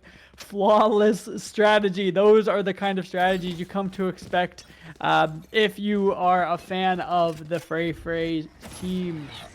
However, this time, it is an early aggression into B main only. Sika there to counter it. Doesn't have a support there. Able to fall back in time. And the rotations are collapsing quickly. Comets don't have anywhere to go if they don't get into sight right now. Yeah, they need to get into sight this very moment. Stardust in a very good position. It will be Prey to converge on him. And 22 HP, you need to find something. But the donut will keep you at bay here. You're vulnerable. You're trying to find the wall bangs, but there isn't really that much to find. Time is ticking, so that is in their favors, despite the numbers being not here. The arrow and the KO knife will try to disable them. They know that they are all in the halls area. Donut will find one. Saga will find a second. It's all down to the stunned blitz. And the Zaya will take you away 8-4. And it looks like it is starting to walk away here. For the side of the Frey Phrase, they're starting to walk away with a bit of a healthy lead. Yeah, 8-4. That's the biggest gap that we've seen in the first half, considering last game it was a 6-6 in the half. So I'm not sure if it's just Frey Phrase are cracked on this side of defense. They did do good on defense last time. So I wouldn't say this is the sign of the times for Comets, but it's a solid start. It's going to give Frey Phrase some wiggle room at the very least to be able to play with while they're figuring out how to crack open this attack side. I mean, it will all come down to cracking like that, I would say, puzzle. Which is what always, I would say, attack comes down to. You test the waters for a little bit. You try to find something. You find a crack, then they close it, and then you find the other crack. Wait. I gotta stop you. This is the exact same way that Comet started their attack, leaving the spike on that corner and a 3-2 split. That's what are the odds that both teams play this pistol round the exact same way, just 12 rounds apart? I had to identify it before they got out of position and it no longer looked identical. But what these teams are made to face against each other. These teams are copying each other's homework. Yeah, I'm gonna report them for plagiarism. Yeah. Easel, no, we ain't snitching here. This is Valorant. It's no, I need my academic okay honesty on and off the street. Okay, I get it. Well, Blitz needs to find something here, but he will not. You know what honesty will be found? The honesty that the site is absolutely empty. But looks like Stardust will make sure that it is fully empty. Like no one is there on either end. He's trying to find something. He will escape in due time. But that due time will be the time that the spike goes in. The flank is absolutely big, but the Omen is watching. It looks like they're not ready because the Killjoy is watching as well as Zaya. And Saga needs to find something. Rayla, Mars are gonna link up and they will get the pistol. It's very clean on the retake. And they recognized, well, if there's two people in mid, and we've already killed one, that means there's max one, maybe two people holding on site, and they've already taken some damage. So that was a quick cleanup because they were able to identify and work off of that information so quickly. Stardust continuing to climb the ranks on the scoreboard, putting one up after another, and another weak buy from Frey team. The pistol did go the other way this time. But maybe it is just that Frey are good on defense. Maybe they're just not an offensive team, and that's what we're gonna see come to fruition. However, I feel like on attack, there are more opportunities for Stardust to go big or go home, to be shut down. You never know what's coming your way. Wait, Stardust Stardust back not turn. able to get out in time, ends up having to go home on this round, and now they've lost their carry. Yep, can't shoot him if you can't see him. It looks like that will be the question here. Donut, well, good blitz as well. The anti-eco is going absolutely horrendously here. All 5 players are Spike up. planted. They have, I think, recovered the gun. Yup, Spectre is onto the Astra. Catch them. So now, your task onto the retake. There is no openings. They know where you are. They have you locked down. And you need to find something. It will all come down to the flank here. You can see Saga is trying to find the flank. He will find another beautiful shot onto Mars. Frey and Rayla once again linking up. They wear the points that the pistol rounds were won because of Frey is onto something. He's on a tear. He's holding them away. He's getting the 4K. And he will win the round for his team. Wow, that eco so incredibly rough. But Prey, the last time I casted Prey, I was uncertain whether they were going to be a good contribution because they hadn't been in the game previously. They were a new sub on the team, and they kept showing how even if they're not fragging, they're getting these crazy play moments. And in this case, it is a 4K, but just being able to swing and hitting both of those shots, huge for the round. And honestly, keeping them in this game, bringing them now from a 4-point deficit to just 2 points away. And Rayla missed the Molly lineup on the wall. She'll get it It's next okay. time. Yeah, it was a good effort. GG, go next. No, they're going for this more heavier A site lean. And look at this mid control as well. Yeah, you know, the lean is there from one side. And opposite lean is there from the other. We see a 3-man stack on 3 out of everything. If that cat push comes in, it looks like it is coming in.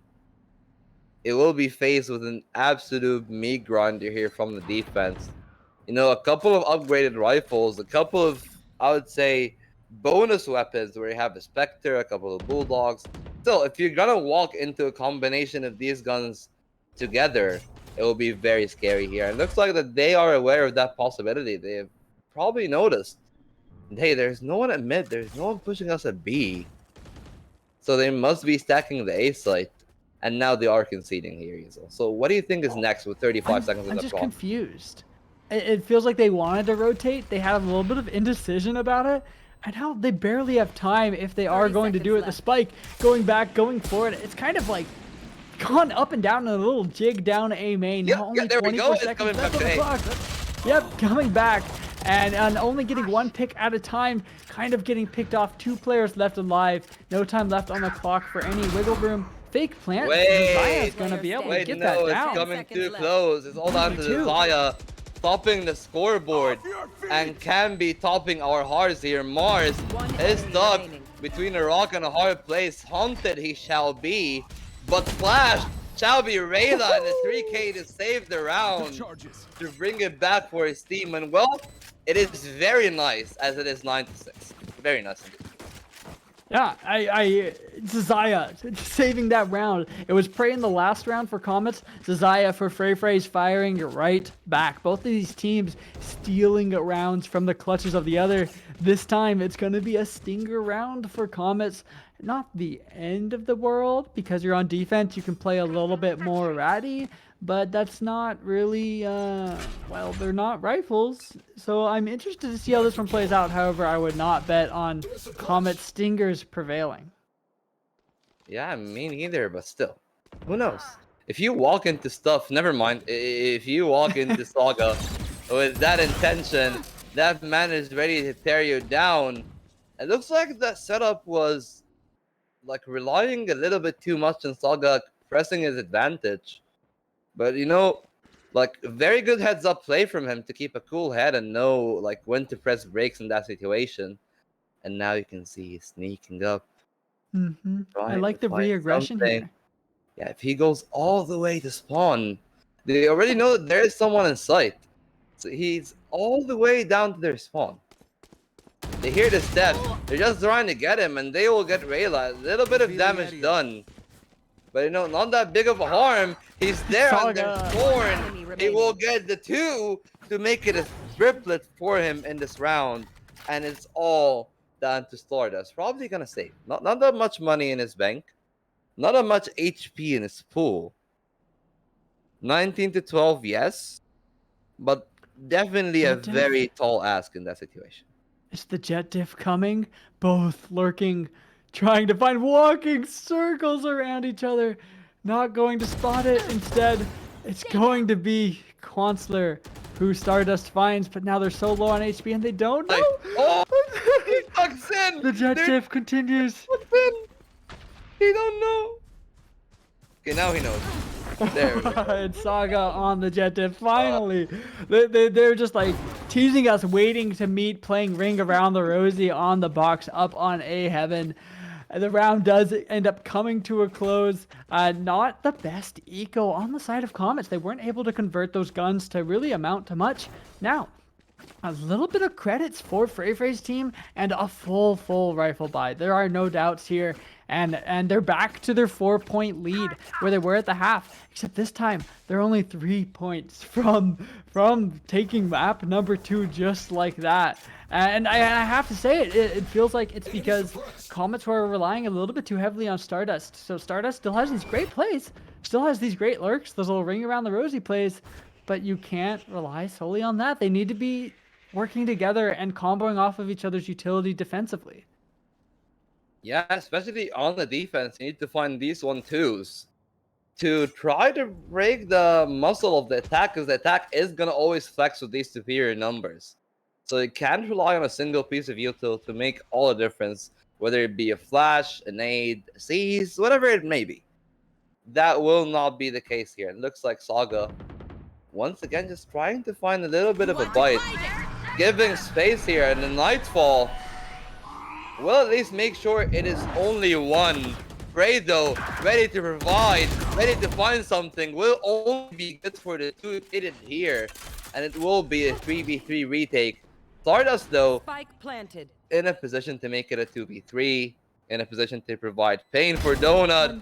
He's ready and he is able. And now, it is down to a 2v3 here. You can see util being thrown around. They're trying to find anything, but the positions are tucked in. He's not tucked in enough, though. Info to be given, but a beautiful flick here. Tika will find a second. It is down to Rayla, and the transfer is beautiful. Time is in hand, and you will not give round 11. 7 to 10 here for the side of the Comets. They're trying to bust something out of this one. Frey's. They found the kills that they needed, but they weren't able to close it out. Like they lurked on site perfectly. The Haunt didn't see them. The Prowler didn't see them. And Stardust wasn't able to get that shot either. Rayla doing it all.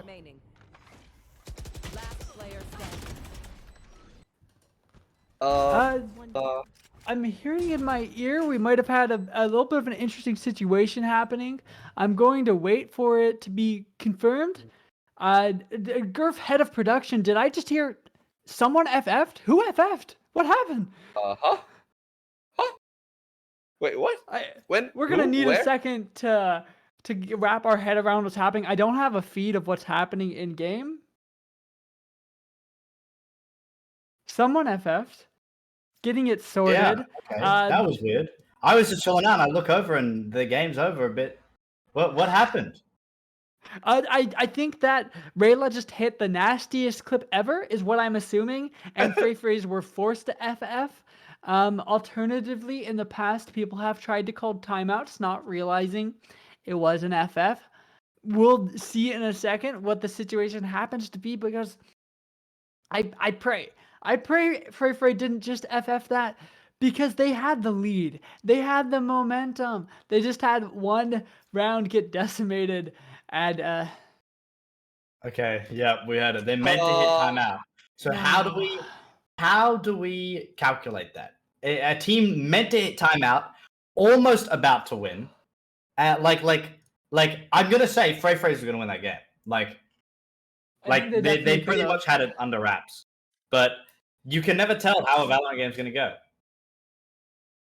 Yeah, we're gonna need to take a minute to sort how this is going to work with our tournament administrators, with our production, and so I think we might as well take a minute to process this, throw to a break, and then come back with all the most accurate information instead of just talking, as we do. So we'll catch you guys in a couple minutes with the answers to what's going on. Yeah. Potentially an FF was just accidentally called. So we'll And see on you in a that few. bombshell.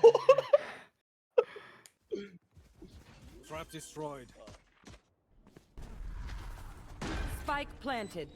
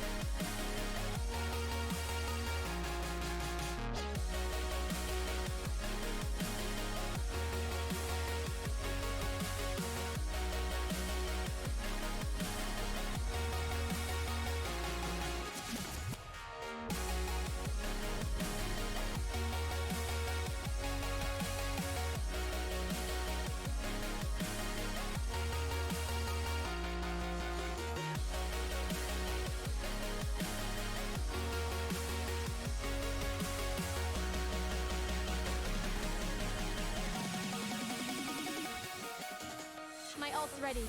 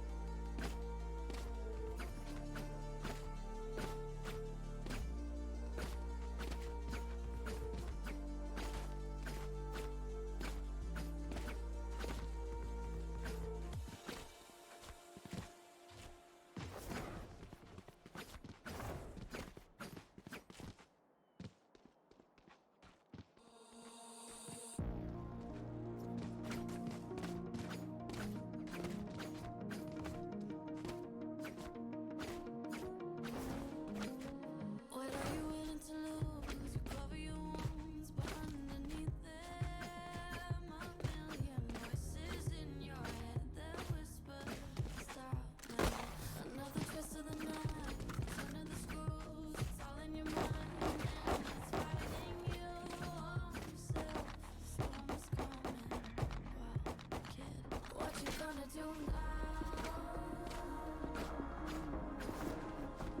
It's your reflection looking back to pull you down. So are you gonna die today or make it out alive? You gotta conquer the monster in your head and then you'll fly, fly, Phoenix fly. It's time for a new empire.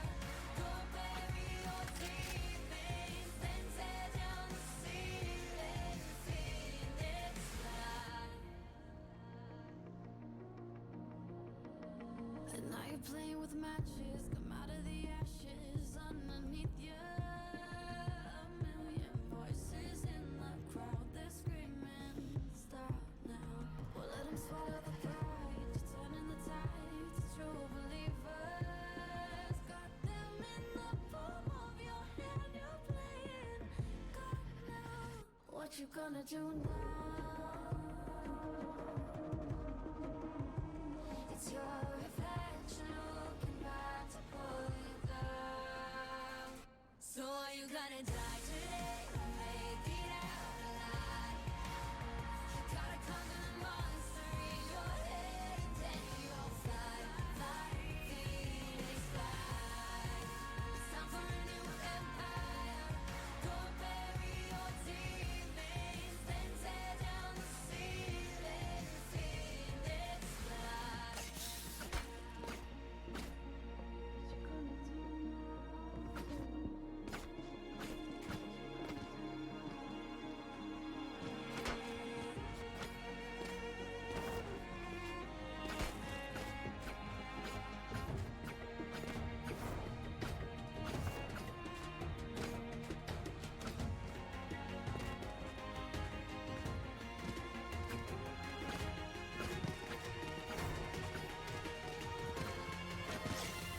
So are you gonna die today or make it out alive? You gotta conquer the monster in your head and then you'll fly, fly, Phoenix fly. It's time for a new empire. Go bury your demons, then tear down the ceiling, Phoenix fly.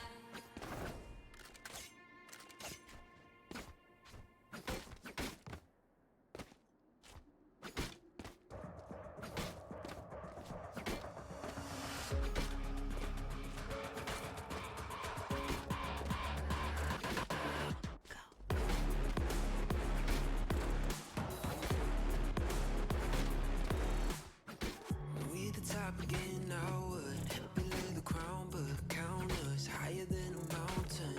And we be up here for the long run, strapping for a long one. We got everybody on one. Now you coming at the king, so you better not miss. And we only get stronger. Everything I carry up on my back, you should paint it up with a target. Why would you dare me to do it again? Come get your spoiler, but we're taking over. We're taking over. Hey, look at you loving my name. You ought to know by now that we're taking over. We're taking over. Hey, maybe you wonder what your future's gonna be, but I got it all locked up.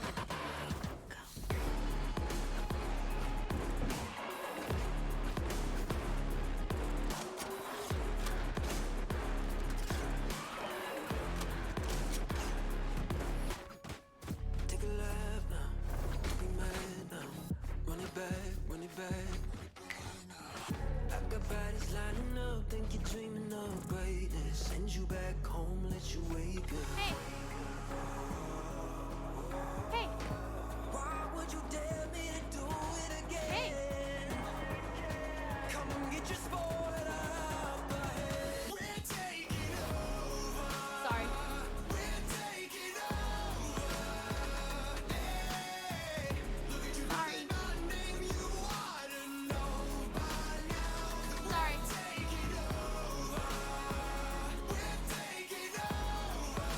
No.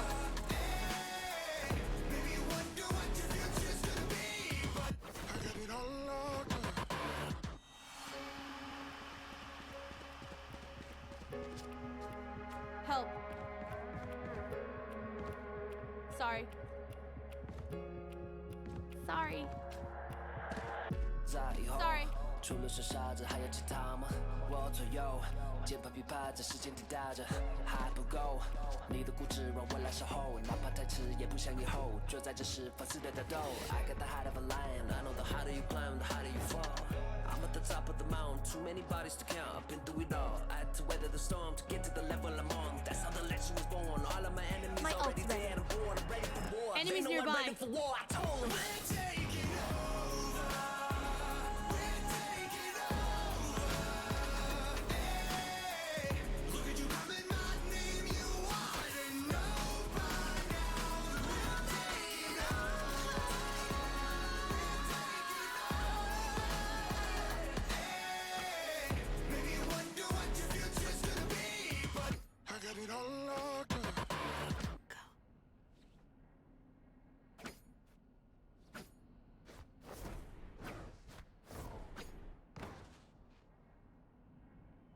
Sorry.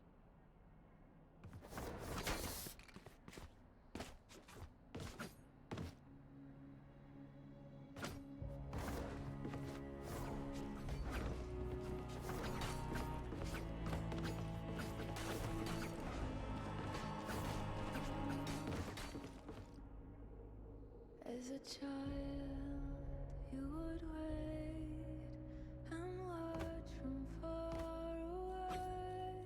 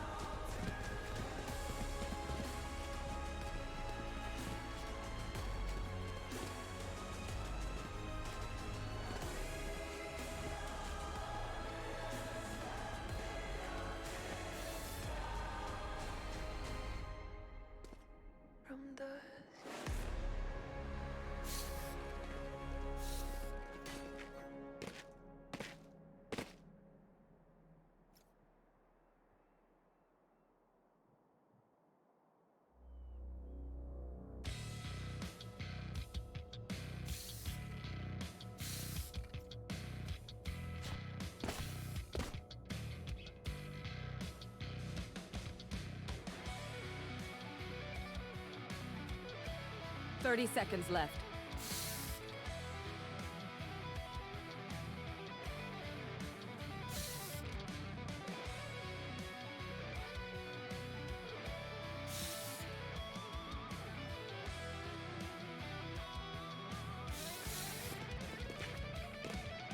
Ten seconds left.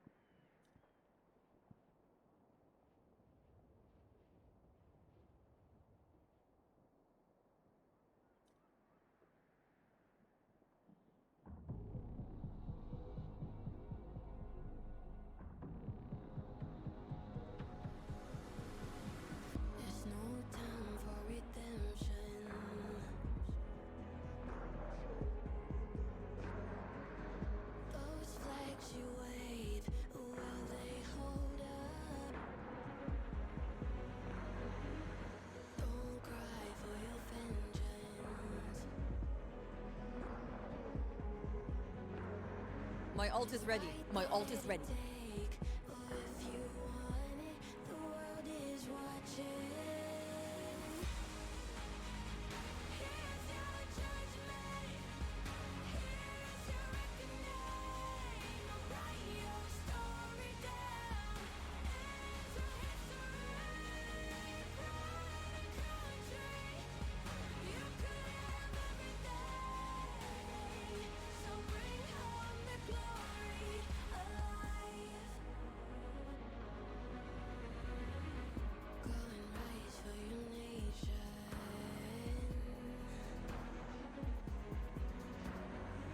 There's so much at stake. Will you show up? Oh, it's about damn time for a little salvation.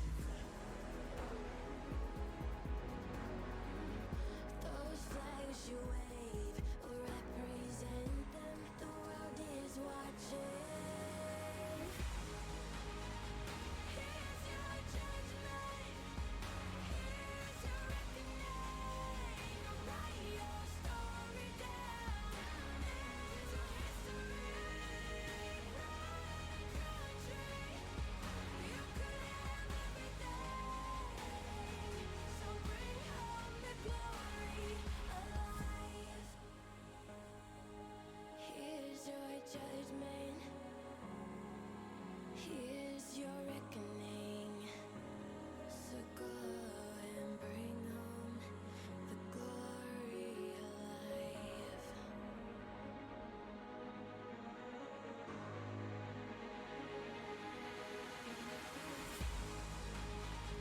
Here's your judgment. Here's your reckoning. Write your story down. Enter history. Pride and country. You could have everything.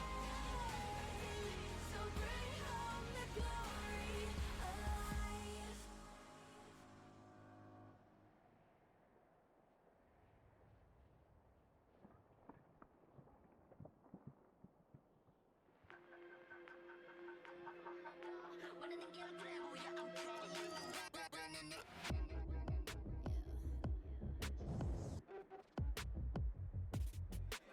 Moving too fast, life moving in slow-mo. I'm a god, but I actually don't know. Homie, better put your pride aside. I'm a Benz, get more like a Volvo. Your best stuff looks like my words. Synapses, fire, and burst. Got the whole crew with me, about to do damage. You know we ain't average. I ain't gonna say this again, but it's in my time. Better look in my eyes. I'm a genius in the skies with my heart on my sleeve. You force, you oblige to a king in his prime. Everybody got a line. Sit back with the stars in line. I finesse like my life on the nine. Was a diamond in the rough, and now I shine. No one can stop us, they'll try, but they won't. Nada nos puede parar. Oh no, we're wide awake now. Eyes are wide open, we're running this world. We're keeping it turning, we're living like giants. Yeah, giants, we're bigger than giants. We're giants, oh. Sleeping giants, sleeping giants, yeah. Shutting it down, spinning the ground, and my people all up in this place. Spinning this way, go to my brain, royalty up in my veins. I'm so cold, I'm so cold, I say something, ain't no way back. Now they ask what you said, can't hang with that.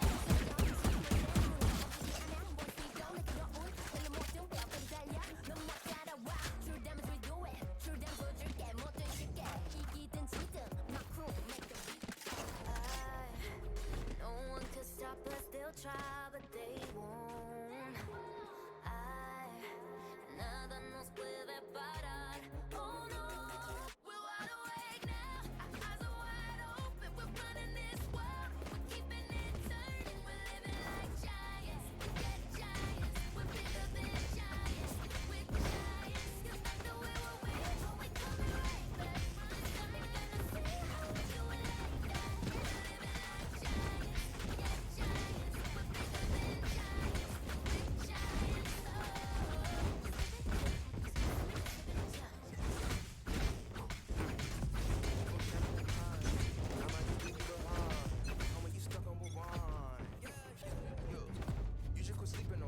You are divided.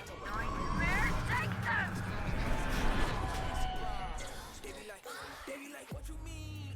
What is your winning scheme? I got a giant team.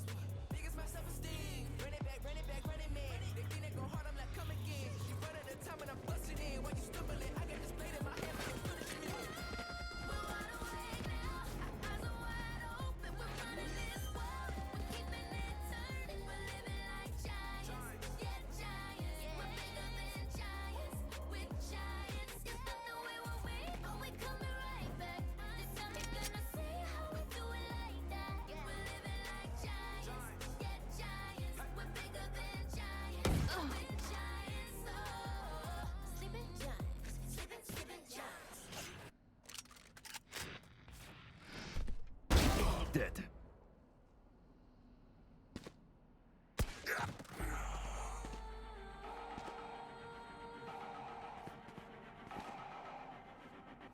Right there. 30 seconds left.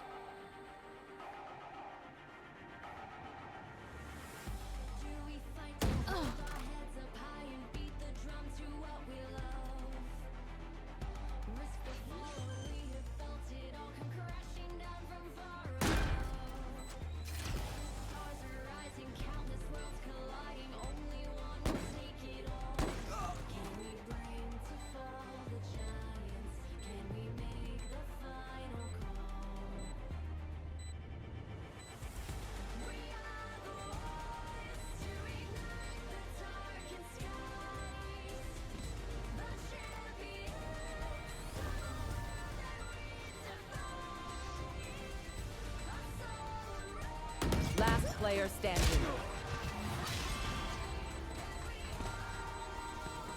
You have got to be kidding me.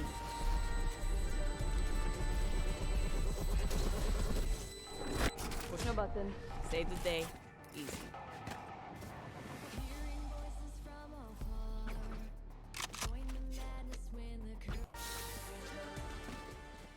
Well, welcome ladies back. and gentlemen. Long time Oh, no man. see. Oh man, well, that was quite the debacle, Diesel. You know. Yeah, it was a That little bit of a was, break, but we're right back in the action, and we've reconstructed where the game should be as close as possible to well, what we have screenshots of what it was, so don't worry. The competitive integrity has been restored, and I do believe we should be able to finish out these last couple of rounds and see, well, if Freyfrays are able to actually run away with this map the way that it looked like they might. Yeah, it will all come down to nerves. You know, to be honest, our nerves are absolutely tangled. Everyone on the back end, from the admins to the production, was just like going, you know, like full on SpongeBob brain on fire mode. So Yeah, it was a little bit crazy trying to get it sorted because they are so deep into this match. So many different score lines to get right, killing people in the right order. I have to admit, it was a little bit of a treat to watch on our end, watching all the players stand around and be like, all right, my turn to kill. And but regardless of how we got here, we are here. I believe the match timer should be unpaused in just a couple of seconds and see how this is going to play out. Bringing it back. Freyfrays have been really good on the defense coming up on the last map and on this one. Offense not as strong, but they've managed to keep this lead going even with only getting 2 rounds on this half so far. So it's going to... This is the interesting point, whether their offense can pull through. it's not even just about the offense pulling through at this point, to be honest. It's like, okay, now everyone's mental has been massively hurt by this. Like, whether it be momentum, absolutely. whether it be There's players no pulling momentum off. anymore. Yeah, like everything is reset. This is Killjoy bug level of total recall right there. This is a total recall. Yeah, no, yeah, with what was it, with Champions? Several hours later, replaying that single round, and it's on Ascent of all maps. It does look like we're just And waiting we have a for Killjoy. Stardust. Like, Yeah, we do have Killjoy, but in the meantime, while Killjoy does get set up, Stardust is getting back loaded in. Looks like they weren't quite ready on their end to get going. But they are in Comet Esports Discord call. Don't worry, I can see it. I have the Discord server pulled up. So I have full confidence that they're talking with their team, getting prepped for this round. And honestly, like you said, getting back in the mental space, being like, okay, now what the heck do we need to do? How do you perfectly remember all the intricacies that were making you make or break the previous rounds? That's so much to try and call back to. I mean, more than anything, like especially in a situation like this where you had to, like, I'll be very honest, you just had to sit there for like 20-30 minutes, around an hour, and you've barely been doing anything. Like, most of these people were either like just chilling or trying to, I don't know, like get some aim labs in, like anything to warm up before the game. But nothing will actually compare to the actual game itself. So it's all gonna be down to just that aspect. Like the mental game has been reset. Like they've had some time to recollect on what's gonna happen here, and as we can see here, like beyond some of the beautiful rubble, Right there. we shall once again get kicked off in this Oh, it's match, starting ladies to and get gents. fast. And here we go, thick and fast, running down, chucking all strategy here from the attacking side of Frey's. Wasn't even contested. I don't think there was a shot fired before before the bomb went down to be planted. And just like that, in a 5v4 holding on site, they even have breach out in B main. This is a solid post plant as long as Zaya can stay alive and stay pressure so they don't get too comfortable. Zika gets another pick on the round. Starting to spam through the wall. Comet's falling apart. Guys, okay, let me put it this way. Easel, let's agree on this. What is the best position to use the Killjoy lockdown when you're trying to retake a site? I'd say you want to use it in B main, like retaking through mid. Mm-hmm. Yeah, right there. Yeah, that's right, production. You got it. I'm talking from the other aspect, for the retalk, like for the retake, the one that they use around the pillar. You usually put it in front of the boat, in the boat area. Yeah, exactly.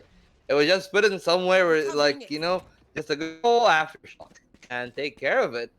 And now it is time to take care of action. Round 11 is on the board. Map point for map number 2 is within question as well. Looks like Saga will be pushed off a little bit, and we're back on the game of cat and mouse here. Is Saga just trying to draw attention, though? They do seem aware Comets haven't rotated too heavily, and Stardust deep in mid. Gonna catch sight, or at least hear, if there's any hints given away of the sneak. Might have seen a fraction of Donut Keeper. He might have, but you know what he's not seeing? He's not seeing his Saga here. And well, Saga will collect his soul, and that is the Jet Diff in his finest form, straight through the wall. Thunder rolled down. Classic to no avail, and that's Kwanzaa getting one as well. 2v5 retake. It looks like only one team came ready from the break, and that is Frey's, but Rayla may have something to say about this. Full line will be absolutely faultless here from the side of the Zaya, and now it's down to a 1v3 retake. He needs to isolate the duels. The Crossfire is put in a very good position. He's trying to break it through. They're trying to aggress on the Killjoy, and it looks like that it will at least dissuade them from any attempt of attacking the side itself, and the wallbang will come through from Donut, and that is map point here for the Frey's. Yeah, it feels a little bit like Frey's spent the last hour in the training range while Comets were just waiting to be put back into the map. Coming out swinging, closing out this game. And, there are tournament situations where when an FF happens, it's final and that's that. But Frey's making sure that they're using how... that the fact that they've gotten this back, they're not going to let it slip away. They're not going to let it just by default go to the other team, because they were so close before, and now they're showing how it could have gone. Yeah, this is all coming crashing down on the defense here. Saga is going to get an entry, is all the way in, and Frey will manage to get a correction and just flick onto him, onto the spawn area. Once again, like they're playing around that weakness where Rayla is super anchoring down on the site, and it just leaves a lot of openings for the attack to try to find an angle. But they haven't bothered. They're just leaving Rayla in the site on his lonesome, and it will all just be down for the cross blitz. Will not be able to stop it. It looks like the plant is on. Yeah, even with leaving 3 people there, they were still able to get out onto site. Frey's now with solid site control and Silva on the flank. That's going to be huge to apply that additional pressure because you don't know where he's lurking. Yeah, Cosmic Divide is in place, just crapping all the players that are coming up from the heaven area. Not commanded in point. The flash in hand will mean he will die without a chance to fight back here. Prey, though, is willing to find something. Once again, it's like deja vu. A 4K from the man himself to try to save the map for his team. But Donut is trying to stop it. He will get the second, but it's halved already. He doesn't have the lineups. He's not ready in time. And the map shall live on for one more day. Donut Keeper. The delay not quite enough. Doing huge damage, but it's Prey who saves this round for Comets. They had such a difficult retake, and Donut does keep it tight, keep it close, make sure that Comets can't get too comfortable. However, we are going on to another round. The dream is still there. Comets might just steal this map away from Frey's team after all. I mean, after all, they do still have that op on the board. They're able to save at least 2 guns in the previous round. They are able to get a good economic advantage, but you know their buy is super fickle, and they know that it needs to be. They're trying to find something with the collateral from Stardust. Oh my god, this might have sealed the round. A third will not be found by him, but it will be by Blitz. And it's all come down to naught here. That collateral could shatter all the dreams of the attack to wrapping it up in this round. And the ops repositioned. They don't have any idea where anyone else is holding. Only 2 people left alive, and they drop the spike, so they know it's sitting there. Just trying to take a gun out of their hands, but they've been suppressed. Yeah, suppressed and revealed in this situation. It is a stalemate here. You can see just like a chess pieces. Everyone is looking to conform into place, trying to provoke the slightest bit of movement of the other team, but you know, a lot of respect is being given on either side. They know what's at stake here. It's match point. It's ticket to the final, and this second map can be the writing on the wall for either team, whether it be the retake or would it be the defense holding strong and maybe evening out the scoreboard here. One more knife will make sure to trap Tika in place. 5 seconds left on the clock. It looks like the save will be the call here as he has no credits left. Will the hunt commence is the question at the end of it. It looks like they might think of it, but they are going to elect to play safe. Yeah, their economy is so fragile, and they need every gun they can take because any round could be their last. Look at this again. Frey's still able to buy into this round. Really, really crazy amount of momentum leading into this, and every round not quite able to bring it over the line, but doing a heck of a lot along the way. I'm trying to think what they need to do differently here, and it's just that Comet aren't biting for any of their fakes. All these fakes they keep doing the extra pressure, it's not working anymore. It's not working, and you know, the conceding of space hasn't been as bad, and to be honest, you gotta also give it to the other side. Like, taking the space hasn't been the very best, and Stardust will manage to just bite you off for any kind of claw you dare to bear to the to the side of Frey here, but Sisha will get a beautiful shot here. Paranoia will shut it down. The spray is not good, but Prey with the very last bullet will get it done, but not before he is shocked after that. Okay, just one more round. It's down to a 3v3. Dinks back and forth. Rada down to 40 HP. Clouders are being chased. Everything is being thrown. The kitchen sink might be in as well. You're seeing the defense and attack, the crossfire. Once again, the good old crossfire. Hell and the other side of Hell. Just trying to find any chip damage here. Stardust brought very low. And that can be a difference maker. That little bit of damage as Isaiah takes him down. Donut will take another one. And it's all down to Mars. Will he prove he's extraterrestrial? But Attackers no, win. map 2 will be wrapped right in this round, and that is 2-0 for the side of Frey. Jeez. I have to say, look, I haven't had a chance to speak about the little mishap that we had right at the end of that game. Either way, look, I won't take it away. Frey, they did it again. Like they know what they're doing. They're confident in what they do, and even though they got shaken up, dude, I'm not gonna lie. If I was Frey and I lost that game after that break, I would be fuming.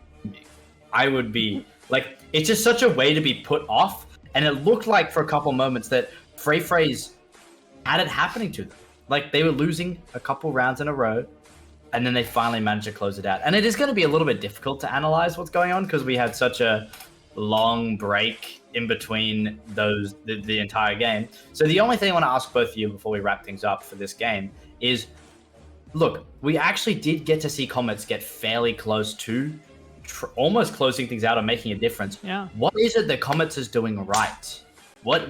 Easel, what are they doing right?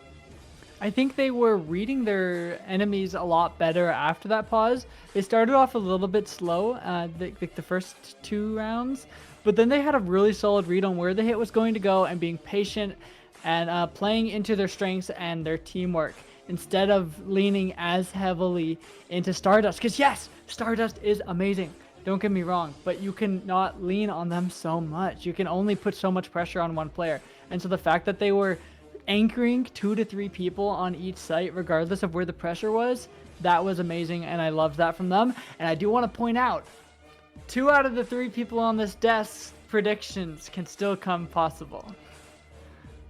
Okay, look, mine. Fine, Easel, you win.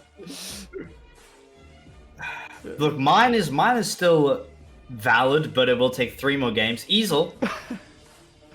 One more, baby! One more, baby. No, I know. Unfortunately, Vault's predictions off though. Look, Which prediction? Huh? I can't see anything. Huh? No, we got some Comets fans. We got some Comets fans in chat, and I respect the Comets. I respect the Comets grind. I thought honestly that they'd win this, but Frey's doing it all and showing up where they need to, and it's one more map to do it one more time. Their defense has been looking solid, so if they can keep looking solid. wow. Look, casters, I'll ask it here. Are you guys strong and ready to jump into a next game? Are you feeling just about? I mean, I guess we might as well. It's fine. We already had a big break right in the middle either way. So, we know what they need to do. We know how they need to improve. And it looks like we're just about ready to go into the next Agent Select after a massive chunk of a break that we had in the middle of our games. Hopefully, teams don't surrender when they try to when they try to time out again. So, stakes are high this game. Can they click the timeout button instead of the surrender button? Let's find out. Into Agent Select now. Just like that, you blink and you miss it. It's time to head into Bind and see what they have prepared. I'm honestly interested. Are Frey's going to run the same composition a third time? No. You need a Viper here. You really need a Viper. And Okay. Yeah, I don't care what anyone says. Viper is the queen of Breeze and Bind. You could argue Icebox too. I mean, yes, but you can still do some shenanigans with other stuff. But it looks like, you know what? Comet doesn't care. Comet is like, no Viper, no problem. Hey, Brimstone is Brimmy with the stimmy on Bind. He fits this map perfectly. His smokes actually cover the choke points on this map, unlike a lot of other maps now. So I respect the Brim pick. I play the Brim pick myself. Gotta respect Brimmy with the stimmy. I'm gonna keep my eye on you, Mars. Actually, I think Mars has been a player to keep an eye on in the past. So if Mars is able to step it up and go toe-to-toe with Stardust here, that could be the game changer and what gets them this map. However, Frey's been formidable, and actually get a load of this. They have Myth Mage, who was their coach, or their 6th last game, in Azrena. sub coming into this game. So that's going to be interesting, the difference that MythMage is making. And that means they don't have Saga. Saga main's out. Saga mans. What are they going to do without Saga? Let's see if MythMage is going to be able to fill such large shoes coming into bind. I mean, if you go in as a coach, game 3, that can mean you 3-0 and you walk into the final absolutely triumphant over the number 1 seed of your group, no less. And you have the cojones to just pull out Arena. No flicks given. None at all. This is like an action movie that has turned down to, I don't know, a K-drama, because there is no flicks at all in this. It is all energy. It is all just feeling the absolute massive like ego on the Reyna here. But you know what? I'm all for that. Like, to be honest, like the no Reyna gameplay is gonna be very interesting, because you know, like, Reyna is very linear. Sorry, a Viper rather is very linear in the way that you play her on Bind. You just take a lot of control in the A-Lamps area, you try to find your little tug of wars and try to play around them. But when you have a very different comp that don't have that, and instead you have a double Sentinel, that can turn things around. Yeah, Frey going fast onto A site. Space forced to be given up with the Viper Wall and utility combo. MythMage going for the plant. And speaking of MythMage, as they get into their post-plant positions, MythMage, not a bad substitution. In fact, maybe a really good one. Their ace in their back pocket. KD average recently has been a 1.19. Very respectable, but only been in 2 games in the past as the gunfight starts happening and Blitz gets the opening first blood. Dude, from MythMage, Zaya will link up for 1, and that makes the retake a 2v3. There are a lot of damage to be found here, but not enough will be found in due time, as Stardust will fall without landing a bullet. And that is the pistol round instantly converted for Frey here. MythMage making an impact straight off the bench. Yeah, trading off their teammate. Some call it a bait, other call it a trade, but it works out either way because they got both kills in combination with that Viper Molly. MythMage, 31 kills in the past 2 games that they've been in, so that's a pretty good 15 kills on average. I think that, honestly, it won't be a huge... you worry that it might be a step down when a sub comes in or when there's a different person there. I think they'll be able to pull similar weight to Saga, even if that Reyna is pretty selfish, because as we talked about at the very beginning of this broadcast, the duelists have gotten a slight buff, some would argue. Reyna especially, that Lear cross map, it doesn't matter where she tosses it up, that can blind heaven. It does not matter, but you know what matters? The one in the chamber in this situation. Will it pop ahead?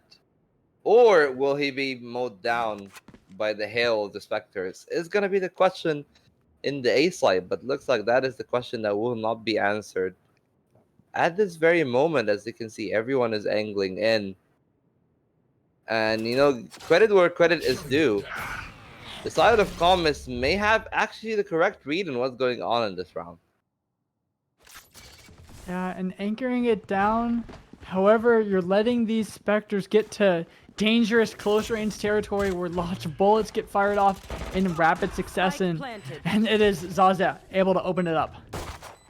Yeah, Zaza able to open it up. Blitz trying to find a second. He will, but the moment before Shot is gonna get 1. And well, that is gonna be a 4v3 here. The defense need to find the retake. The Satchel will find good damage. Will also find 1. And the Viper's Molly will be absolutely perfect here. Going for the knife even. Absolutely 0 respect and 0 remorse on the Reyna here. The bonus round has been successfully converted. Yeah, I don't know who this MythMage thinks they are, but I love it. And I love to see the energy coming into this. But keep an eye on Zozaya. The Viper pick, but 5-0 on the scoreboard. They've cleaned up one of these rounds basically entirely on their own.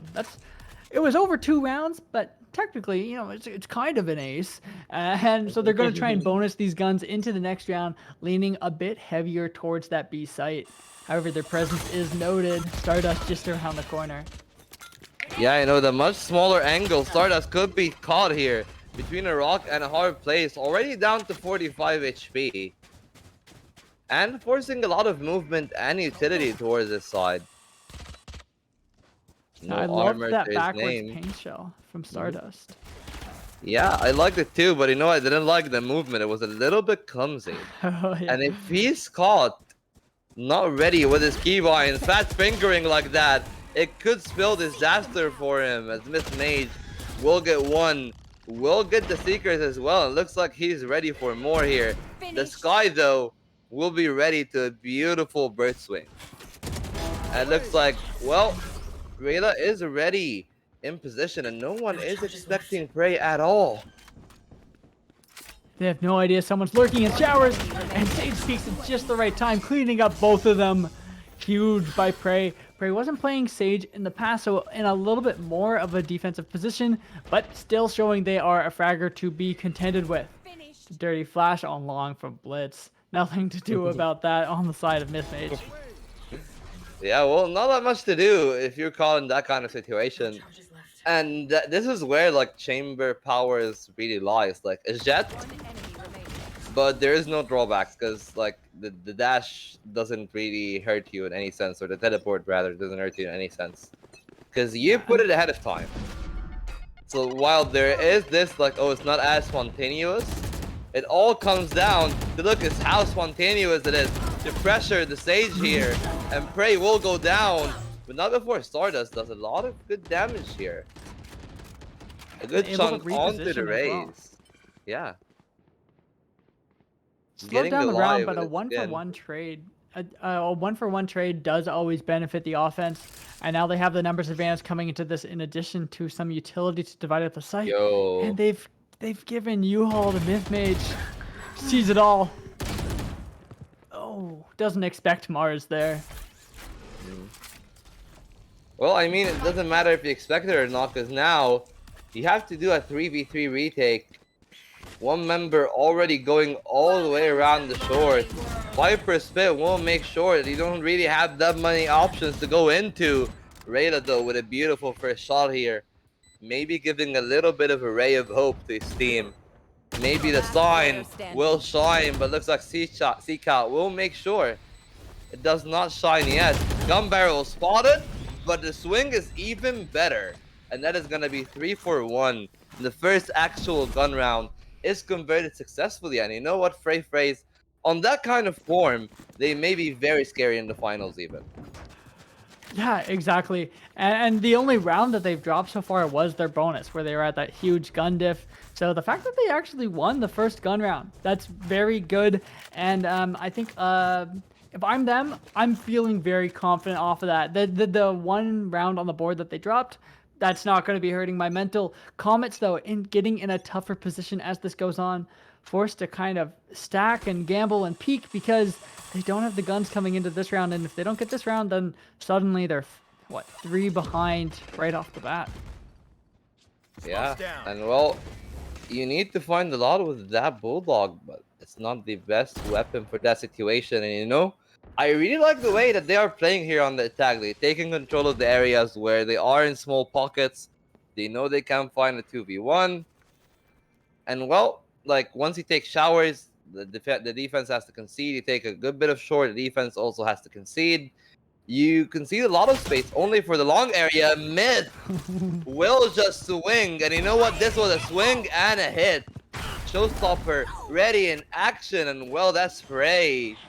Left wondering what the hell happened. How did he even spot me in that situation? 3v5 retake. It looks like the call is, well, let's get in. Let's all huddle together here.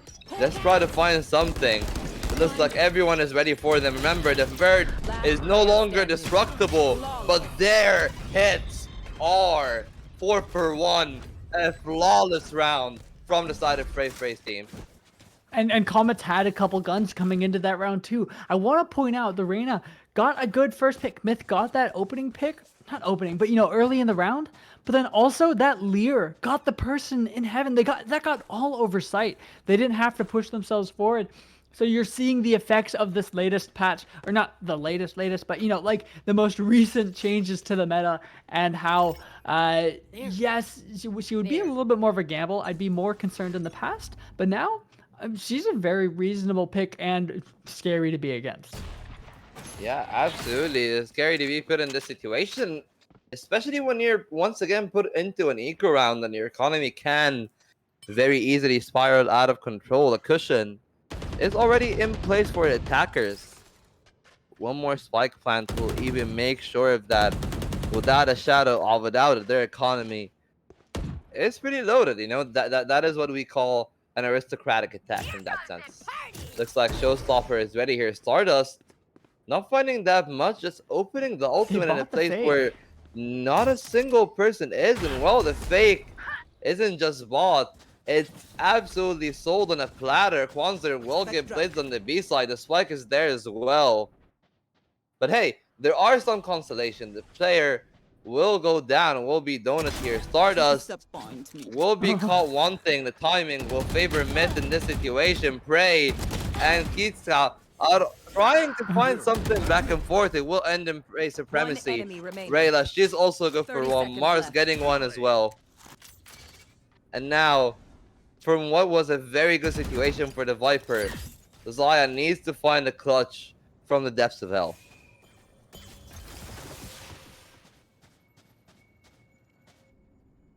Okay, slowing it down for a little bit here. 10 Just seconds trying left. to dissuade them with the snake bite. He's gonna be good for one, but caught in the crossfires of Mars. And that can be a thrifty.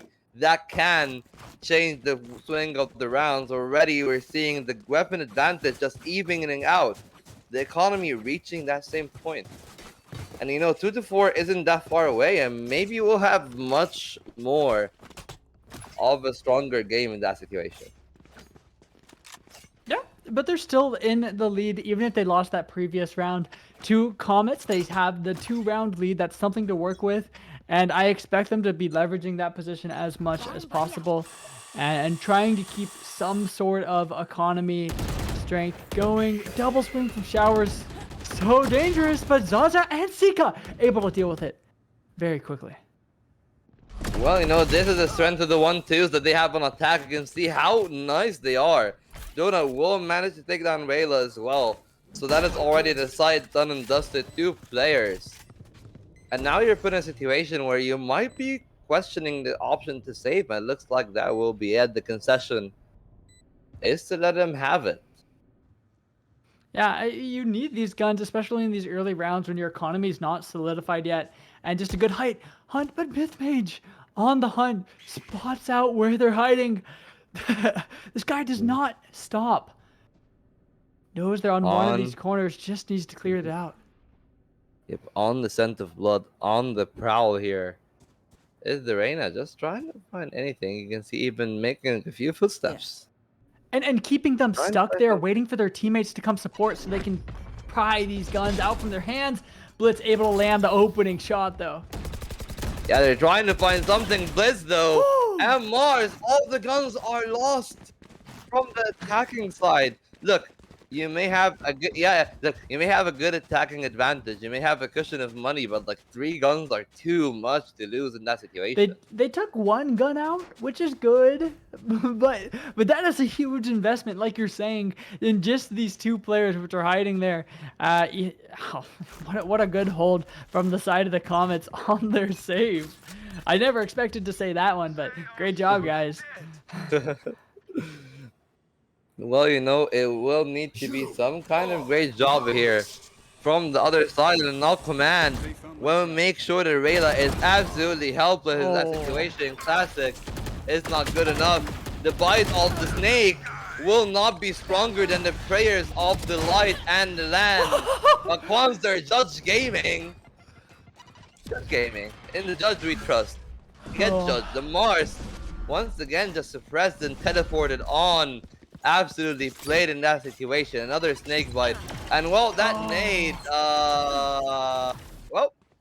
That's an NT. They're running away after that one. You saw them even sprayed on the ground. Yeah. Stardust, nice try, but oh, not quite. Yep, that's all she wrote, ladies and gentlemen. That will be round number 8. Pretty much You want under to ropes play? here. The Let's save play. has come in. Wait, what? Was that tour de force just popped right now on the defense? Yeah, I think that was I'm gonna say it. Was that a fat finger tour de force? Was that a It's a slippery confidence. keyboard? No. It's a Oh confidence yeah, tour it's de for the force. hunt. The It's hunt begins once intimidating. again. What's gonna happen this time? They're going for the swing. Last player standing.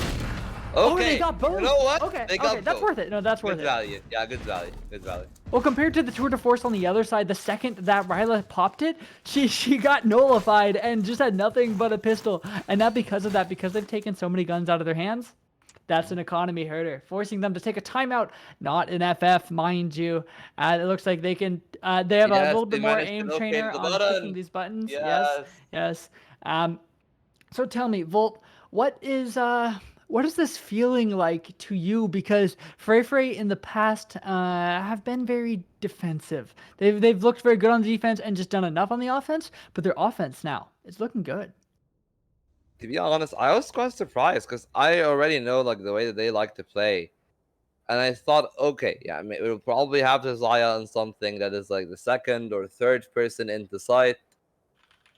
Zaya likes to play a bit supportive, but also have these big pop-off moments. The person that surprised me the most today has to be Chica. And like, give it to the man. He has been providing a lot of impact. He has been covering a lot of ground. And that is a name that you didn't think, yeah, that will be the highlight name for sure. That's the highlight reel game. But Chica, all 3 maps so far, he has been performing to a very high standard. Yeah, I love this spray, the Phoenix spray. Everything is fine, or they're trying to declare as they're down by 4 points with no credits to the name, or few credits to their name. It's not going to be a perfect buy, although they have something to scrape together here. If they don't get this round, this is a pivotal round. If they don't get this round, then they have no credits to their name. Yep, the Judge Gaming is once again in action, but you know what? The default take is there. It is now all on to them to slow down the round. 1 minute and 20 seconds. There is no need to rush. You still have a lot of time on your hand here. And I wonder how they will utilize it. It looks like they will utilize it by charging head on. Prey though through the wall will absolutely decimate Donut in that situation. Mids will take one with him, but not before being traded out here. Tichka needs to find something. The bird is good, and the spray is even better from Blitz. The bit is in place, but oh my god, the judge is ready to game. It is all down. Zazaya, he needs to find something. He probably needs to find the kill before ditching out of the side. And it looks like he has to ditch out with the Tasmanian Devil in place here. He's trying to sell the rotations, 30 seconds but I left. think that they have a good idea of what's going on. The dog at the last second spotted Zazaya's rotation back into A shorts. They're all waiting. Right into the crosshairs. Zazaya gets the opening pick, but that's all it's going to be. Comets keeping themselves in this best of 5, winning a round when they need it the most. Sure, it's an uphill battle to stay in this, but yeah, now they have the thread, they have the link, the possibilities there, and they could just very well, at the very least, tie up this half. I mean, they could, but given what we've seen, I'll be honest, one of the things that have disappointed me a little bit is we haven't seen that much. I wouldn't even say innovation. I would just say a little bit of the breadth of the playbook of the side of the attack here so far on Frey. Like, they haven't really been that innovative. It's like the same default, the same Viper wall. Yeah, sure, this time it's a little bit different, but it's like one of the 2-3 wall variations that we always see. We haven't seen any interesting combo link-up play. And it's all going to come down to that. Unless Sika is going to hit shots like these, then it's going to be a good nighter for you. Side is going to be open. Plan will commence. And it doesn't matter the amount of util you have. It will still be very hard asked to retake the A side. We've seen some solid retake executions from the side of Comets, but I wouldn't count them out yet. They have their flashes, their stimmies coming out. So it's very possible, especially with a double satchel judge. Myth Mage better on the moving headshots. They've been playing Overwatch. Their tracking is on point. However, being pinched if their teammates don't come quick. Never mind. They have a dismiss. Stalling them out for just a bit longer. Remaining. Last Okay, player standing. Chica is ready to provide the clutch here. He knows that the duel is imminent. It does not matter. The time has ticked way too far here. And Mars, he has to bid his life. And well, he will give the round a tribute. And you know, on the double-digit point of round 73 is a very dangerous scoreline. To be honest, I think that this map is starting to become a little bit of a rout. Absolutely. And I find myself rallying. If I'm going to be completely honest, when it went down to the 1v1, I instinctually reached for my keyboard to ping Spike. That's how tense this is. I'm rooting for both of them simultaneously. Like, come on, guys, pay attention. They could be right here. And now they're running up on B. The difference that it feels really is Myth Mage. Myth Mage making it feel so proactive, like always willing to take the battle. There's no fear here because they have so much wiggle room. They lose this map, GG go next. They lose the next map, go to the next one. They have so much space and they run right into the stinger. But it's okay because they can go next. They have so much room.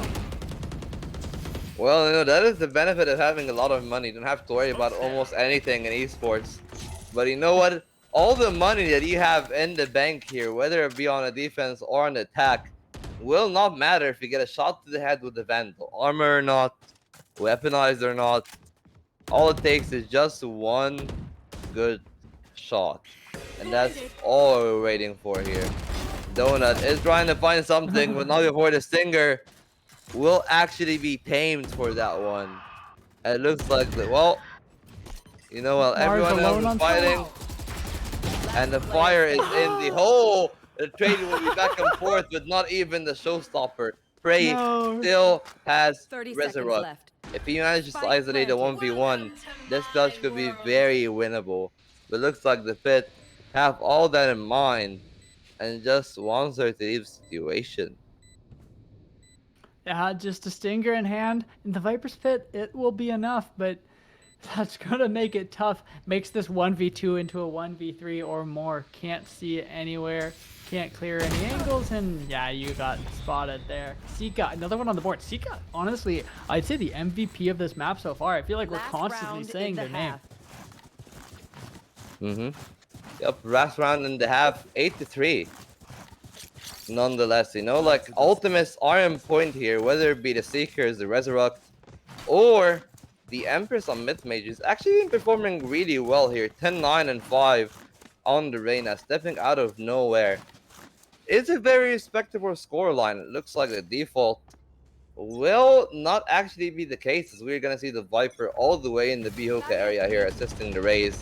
But on the other end of the map, we can see a lot of scaling up, a lot of taking early and proactive space on either side. It will, though, be punished by Stardust. Stardust getting an opening first blood has been huge for their rounds that they actually end up winning, but Myth Mage is there to try and shut it down. No, it's Prey on the other side. Oh. Well, you know, that was a very beautiful shot, but we will need a string of few more of these to try to get it back to 8-4. I'm going to say, Freyfreys actually want to lose this round. Donut Keeper, what are you doing? You want to lose this round to avoid the 9-3 scoreline, the inevitable curse, and Quansler closing that one out, bringing it to a 3v3, making it so it's anyone's game. Not sure still that you want it to be, you know? Yeah, well, I mean, while you want to be something, while you want to be a lot of things, you might want to become a Tasmanian Devil. You might want to become the best aimer in the world. All that will be for naught if you don't have it in you to play calm and composed like the way that the Freyfreys are doing. The 9-3 curse could be in effect, but so far that half has been absolutely dominant here on the line. That 9-3 curse is Comet's lifeline in this map. They just have to pray that Frey are going to crumble under the pressure, and it just felt like they've just been literally that. It's the pressure. It's the every round could be the one that spirals to their last, and they don't even have the chance to use a lot of their utility. The KO constantly coming in clutch, and we've seen so many times, like, just utilities get shut down midway through. Donut Keeper already with that knife out, ready to do the same. Get the intel, shut them down, slow them down, and then you know exactly where they're coming from, and all they can do is play a little bit of CSGO and shoot back. Yeah, you know, when you put everyone else on a different playing field than what your teammates are doing, it is gonna be, well, very scary to proceed with. And one of the things that I'm actually very interested about, and I want to take your opinion on Isol, like the chamber buy.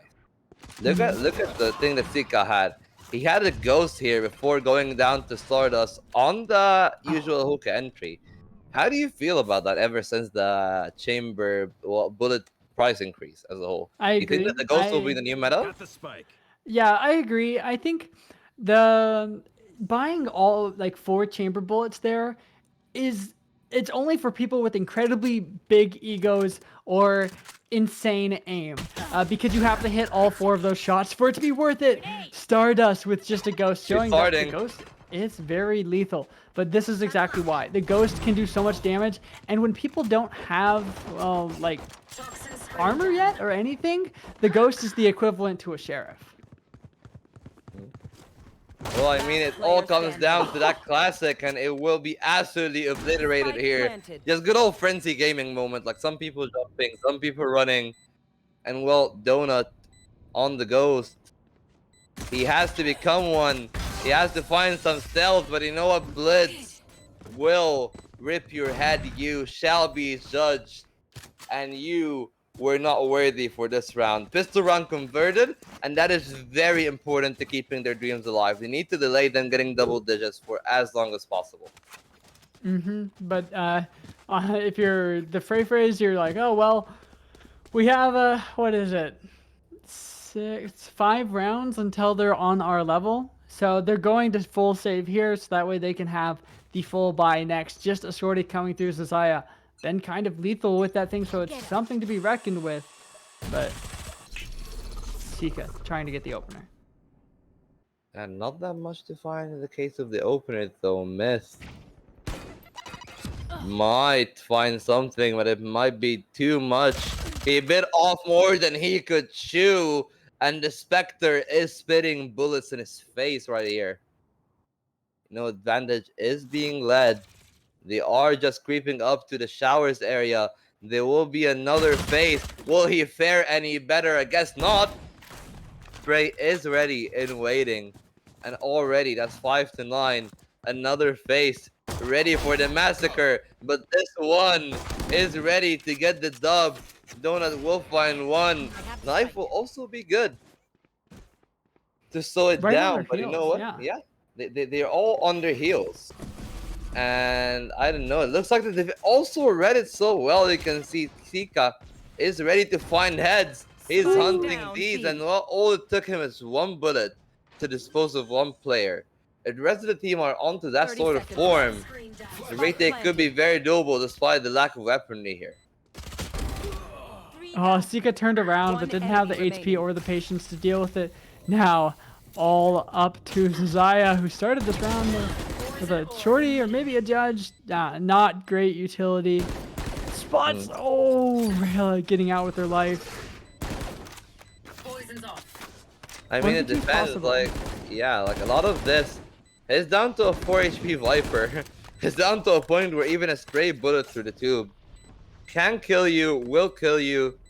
You should just back off, play for the save, or get the exit. I think the exit is even way too much to ask for. Not even getting that as well. And you know what? You're gonna die. Yeah, sure, it feels kind of bad to lose the Bulldog.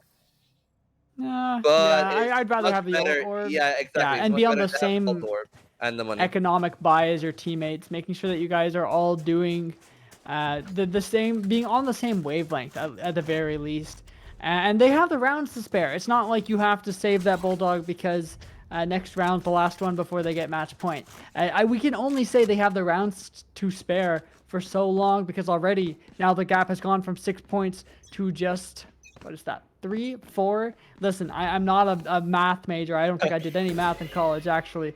But they're running up a short. Another faster hit from Comets. I think this is a kind of adaptation we didn't see this aggression in the earlier maps. Yeah, well, they're just aggressing, taking stuff in, taking the initiative in their own hands. But looks like Zazaya has another plans for them, absolutely staggering them in the short area here. The smoke is a little bit of a deterrent, but that's it. That's all she wrote for that. It needs to wait a while before it starts again. So trigger can be pulled at any second. And while I have Myth Mage as support, there's only so much one man can do.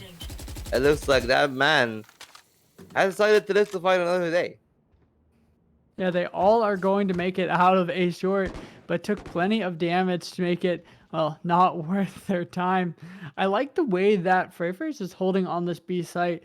Yes, it's passive, but at the same time, it's unexpected. Two people holding down long this late in the round, and they can't be snuck up on. They're watching both of the only angles that they can be. Oh, they don't clear these. Clear! Donut is there, the swing is there, but Sika! He's gonna miss. The teleport is coming in. 20 seconds on the clock. It's all down to the Viper here. Zaya, no util, only the Phantom in hand. He will go unchecked. He will get one. Time in the red. 10 seconds. All he needs to do is just to find the one. Just to delay them enough until supports come. And the Cavalry will be to the rescue Myth with the 2K to secure double digits for his team.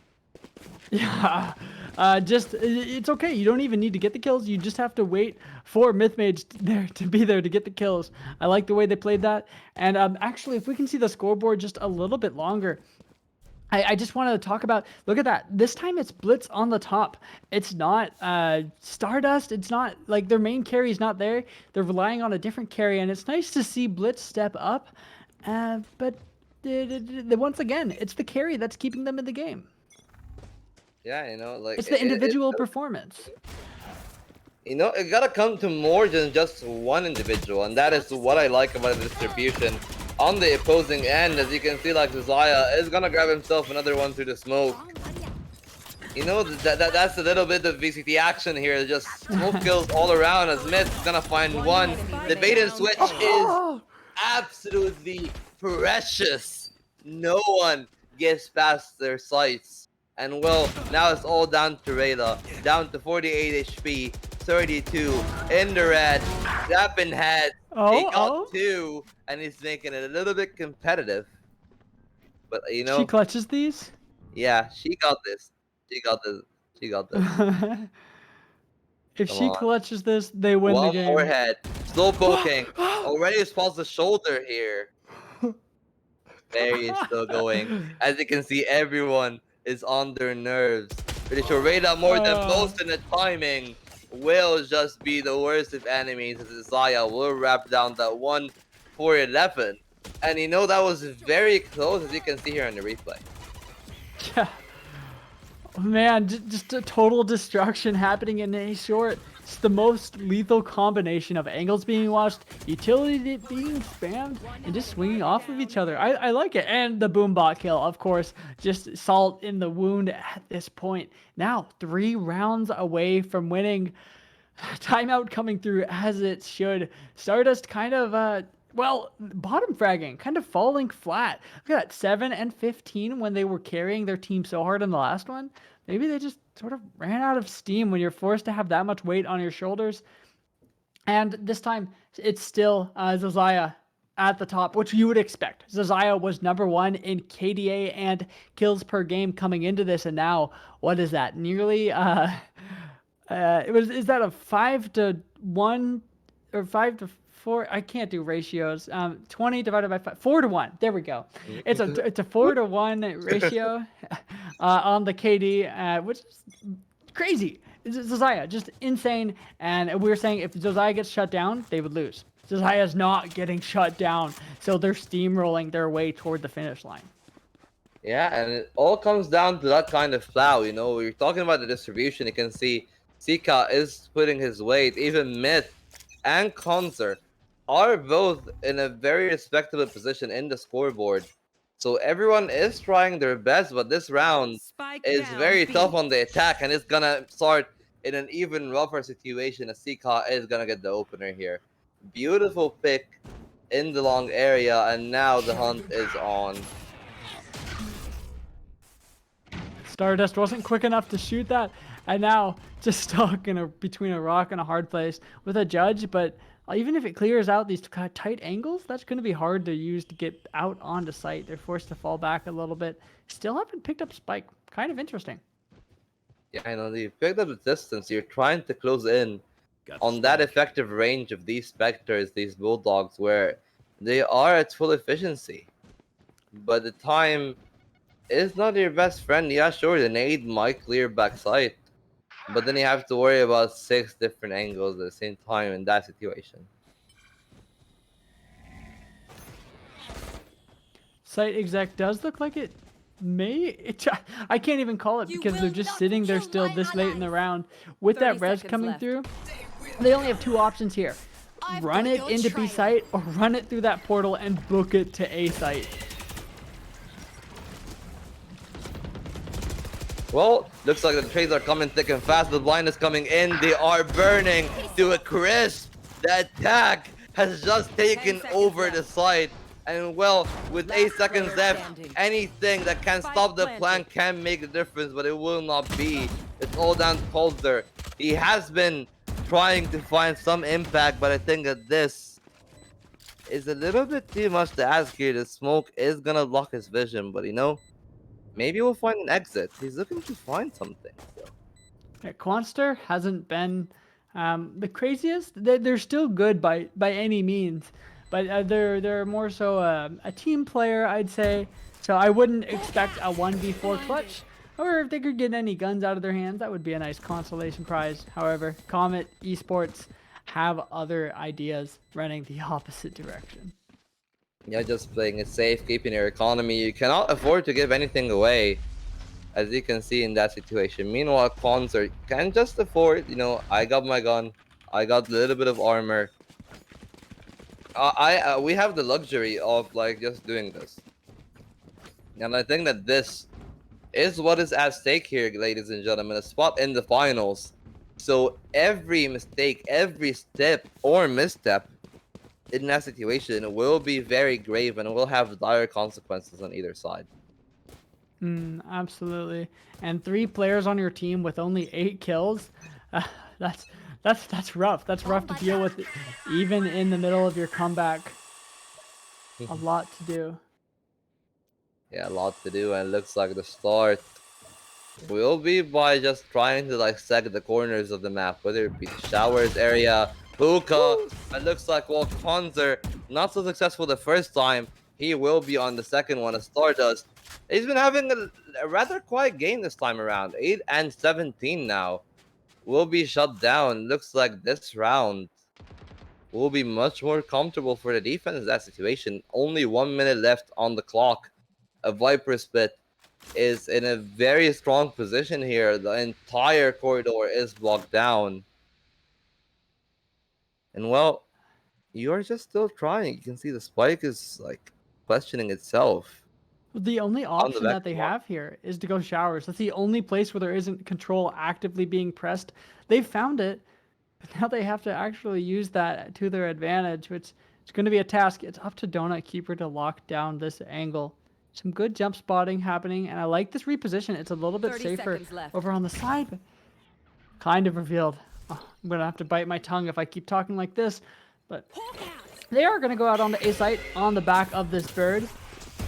Haven't spotted anything yet. No one's stuck in the smoke. Well, Donut Keeper is gonna be good for 1. The Viper will not be, but the second is down. 10 seconds on the spike. You don't need to peek. Just hold it down. Hold it together. 4 seconds. No time to plan. Keep peppering him down with bullets, and Quanzer will do just that. And one of these will sprinkle onto his head. And that is match and serious point for the Frey team. Yeah, well, man, what a good Reyna dismiss at the 1 second where they needed to get a kill. Boop. Nope, you're not allowed to shoot me. I love it. Right here.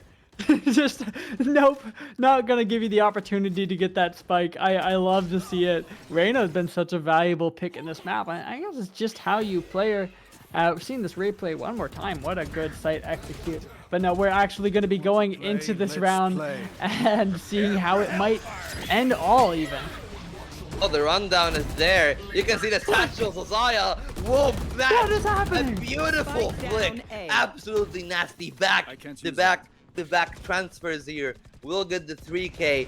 We'll revive Ryla on just a sliver of health.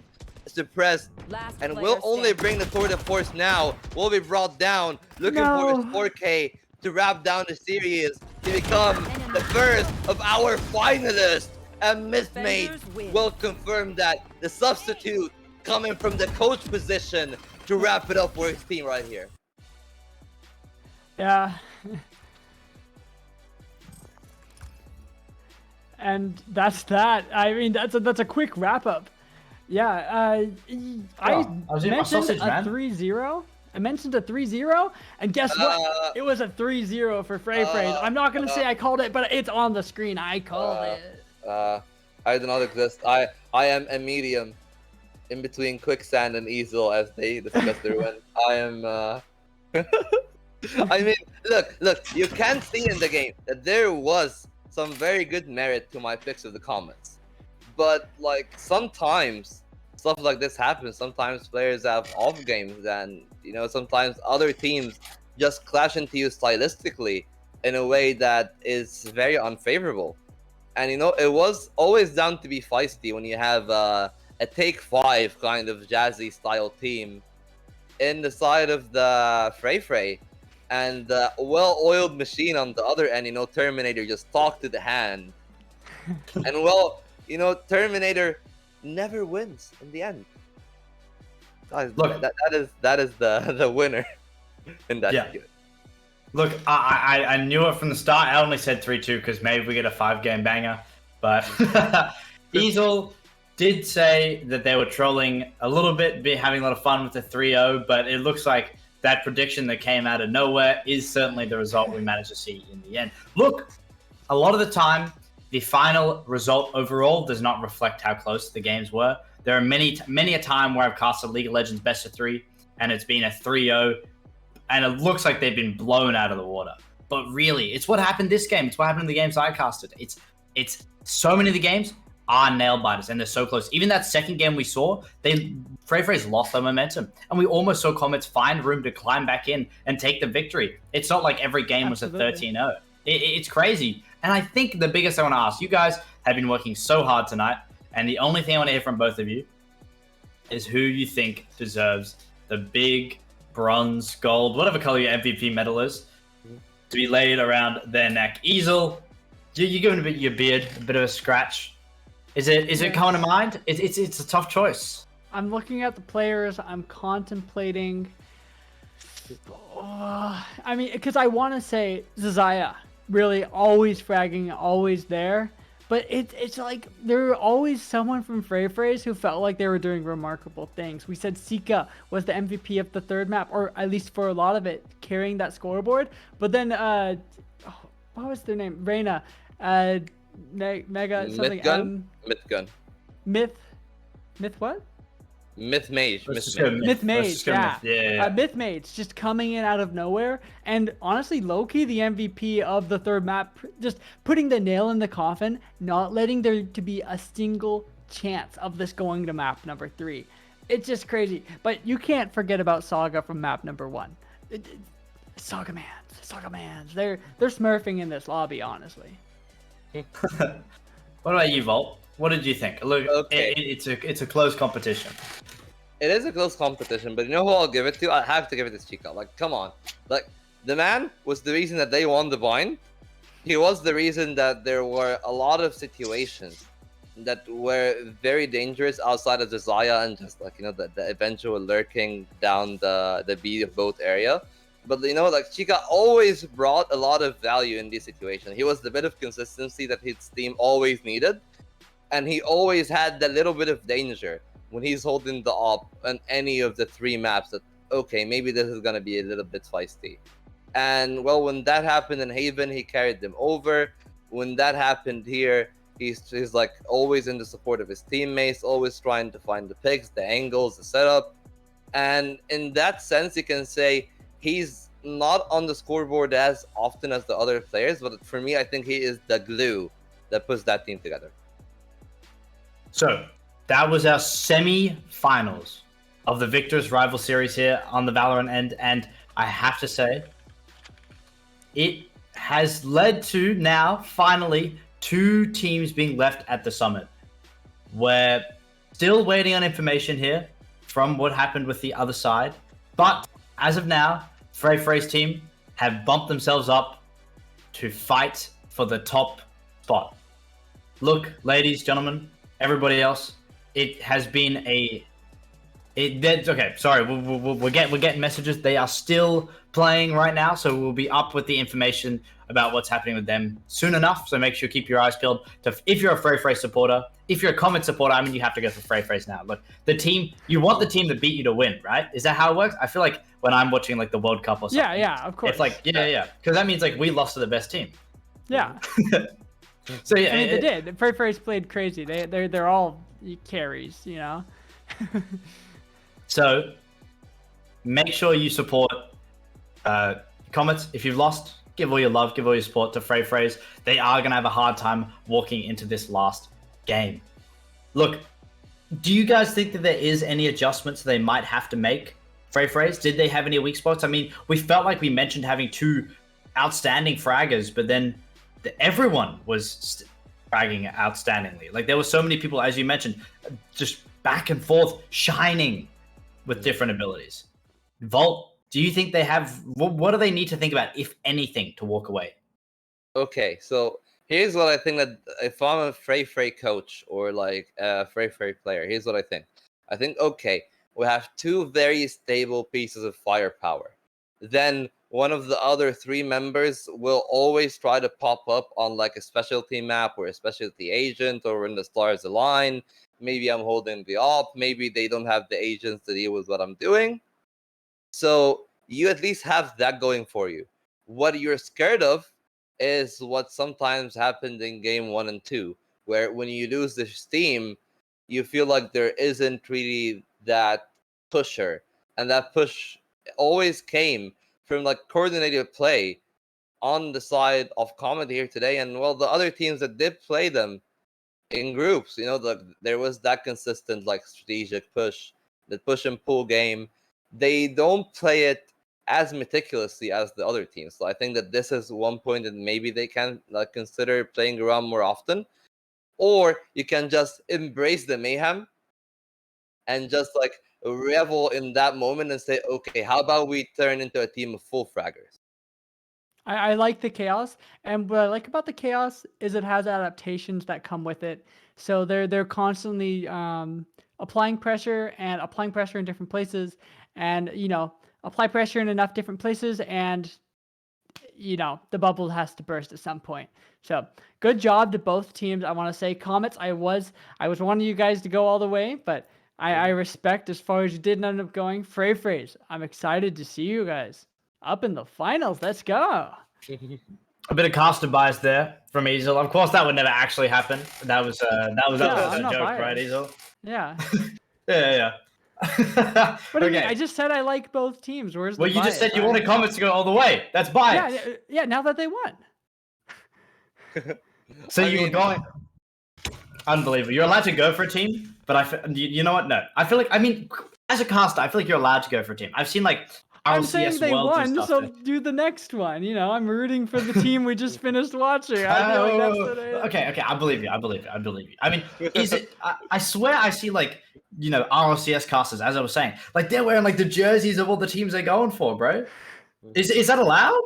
Like, should we be doing that, or do we just keep them out? I mean, if they send it to me, I'll wear it and root for them. Pretty much, yeah. Look. I mean, yeah. Either way, casting ethics is something we can discuss another time. For now, so we don't have an update, by the way. Unfortunately, about the other match going on. They are in a series and they are battling right now. We will get that info out as soon as possible. But for now, Frey's is your first team to make it to our grand final. That was a fantastic night from 2 of our wonderful casters, Easel and Volt. Put on a brilliant show. I was laughing my ass off the whole time. So keep up the fantastic work. Hopefully we'll be seeing you guys next week for this grand final. And I've been your host, Quicksand. Make sure, before we go anywhere as well, this is a mandatory requirement for watching the stream. You do have to follow all three of us on Twitter. It's just a little thing down below next to our name. These shows. Like, Nah, no wherever- big deal. Thanks to Gurf for producing this, Thank stepping you, in Gurf. and doing that. Thank you, Beautiful Gurf. replays midway. Love to see it. Head of production. And Quicksand, I think that's all that we got. That is I all mean- that we got. Oh, unless there is a little bit of like heads up, guys. VLS tomorrow, it's gonna be a banger. We're gonna have Akuma on stage in that one, so be ready. It could be a bloodbath. Both Diplomax and Akuma are just gonna bring us, I would say, a spectacular showing. The reigning champions against one of the hottest prospects in VLS right now in Diplomax. and go check that out. Make sure it'll be there tomorrow night. But for now, again, it's been Volt, Easel, Gurf out the back there, whispering in our ear, making the entire show happen. And I've been Quicksand. Have a wonderful rest of your night. Good night. And I'll see you guys later. Bye, everyone. Catch you next week.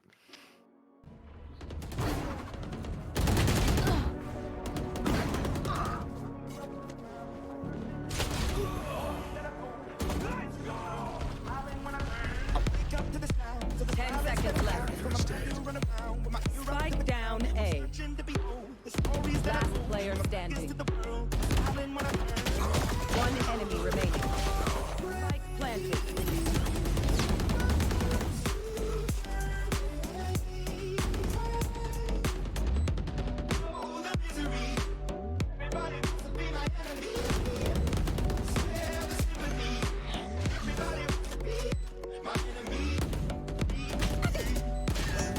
Last player standing.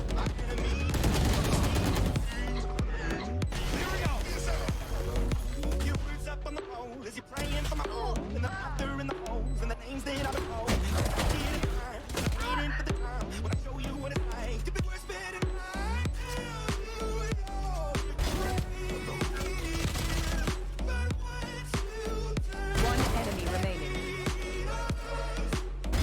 One down.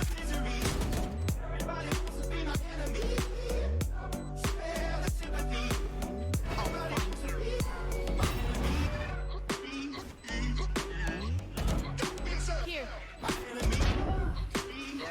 One enemy remaining. Last player standing. One enemy remaining.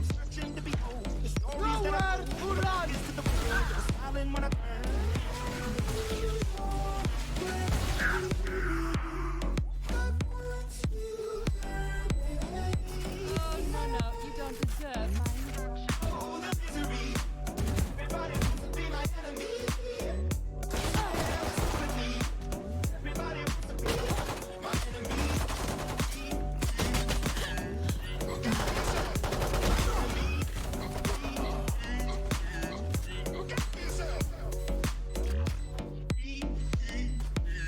Last player standing.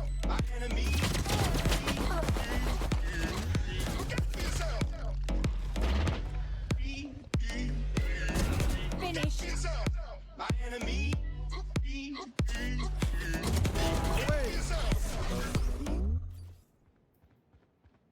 No charges left. One enemy remaining.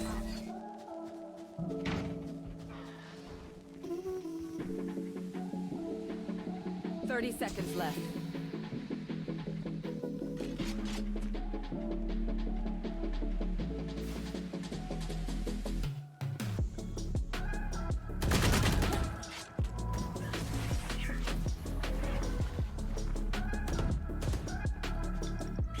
Blinded.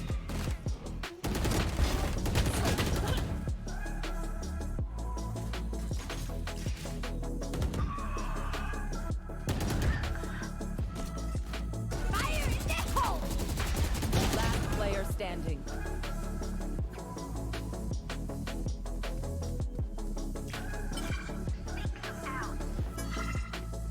Found one. Spike planted.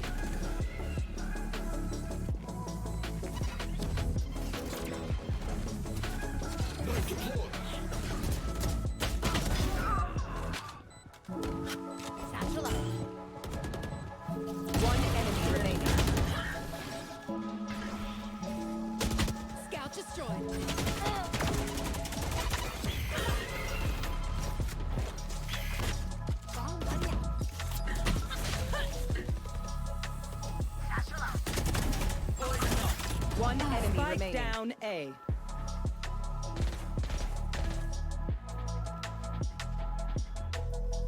Hawk out.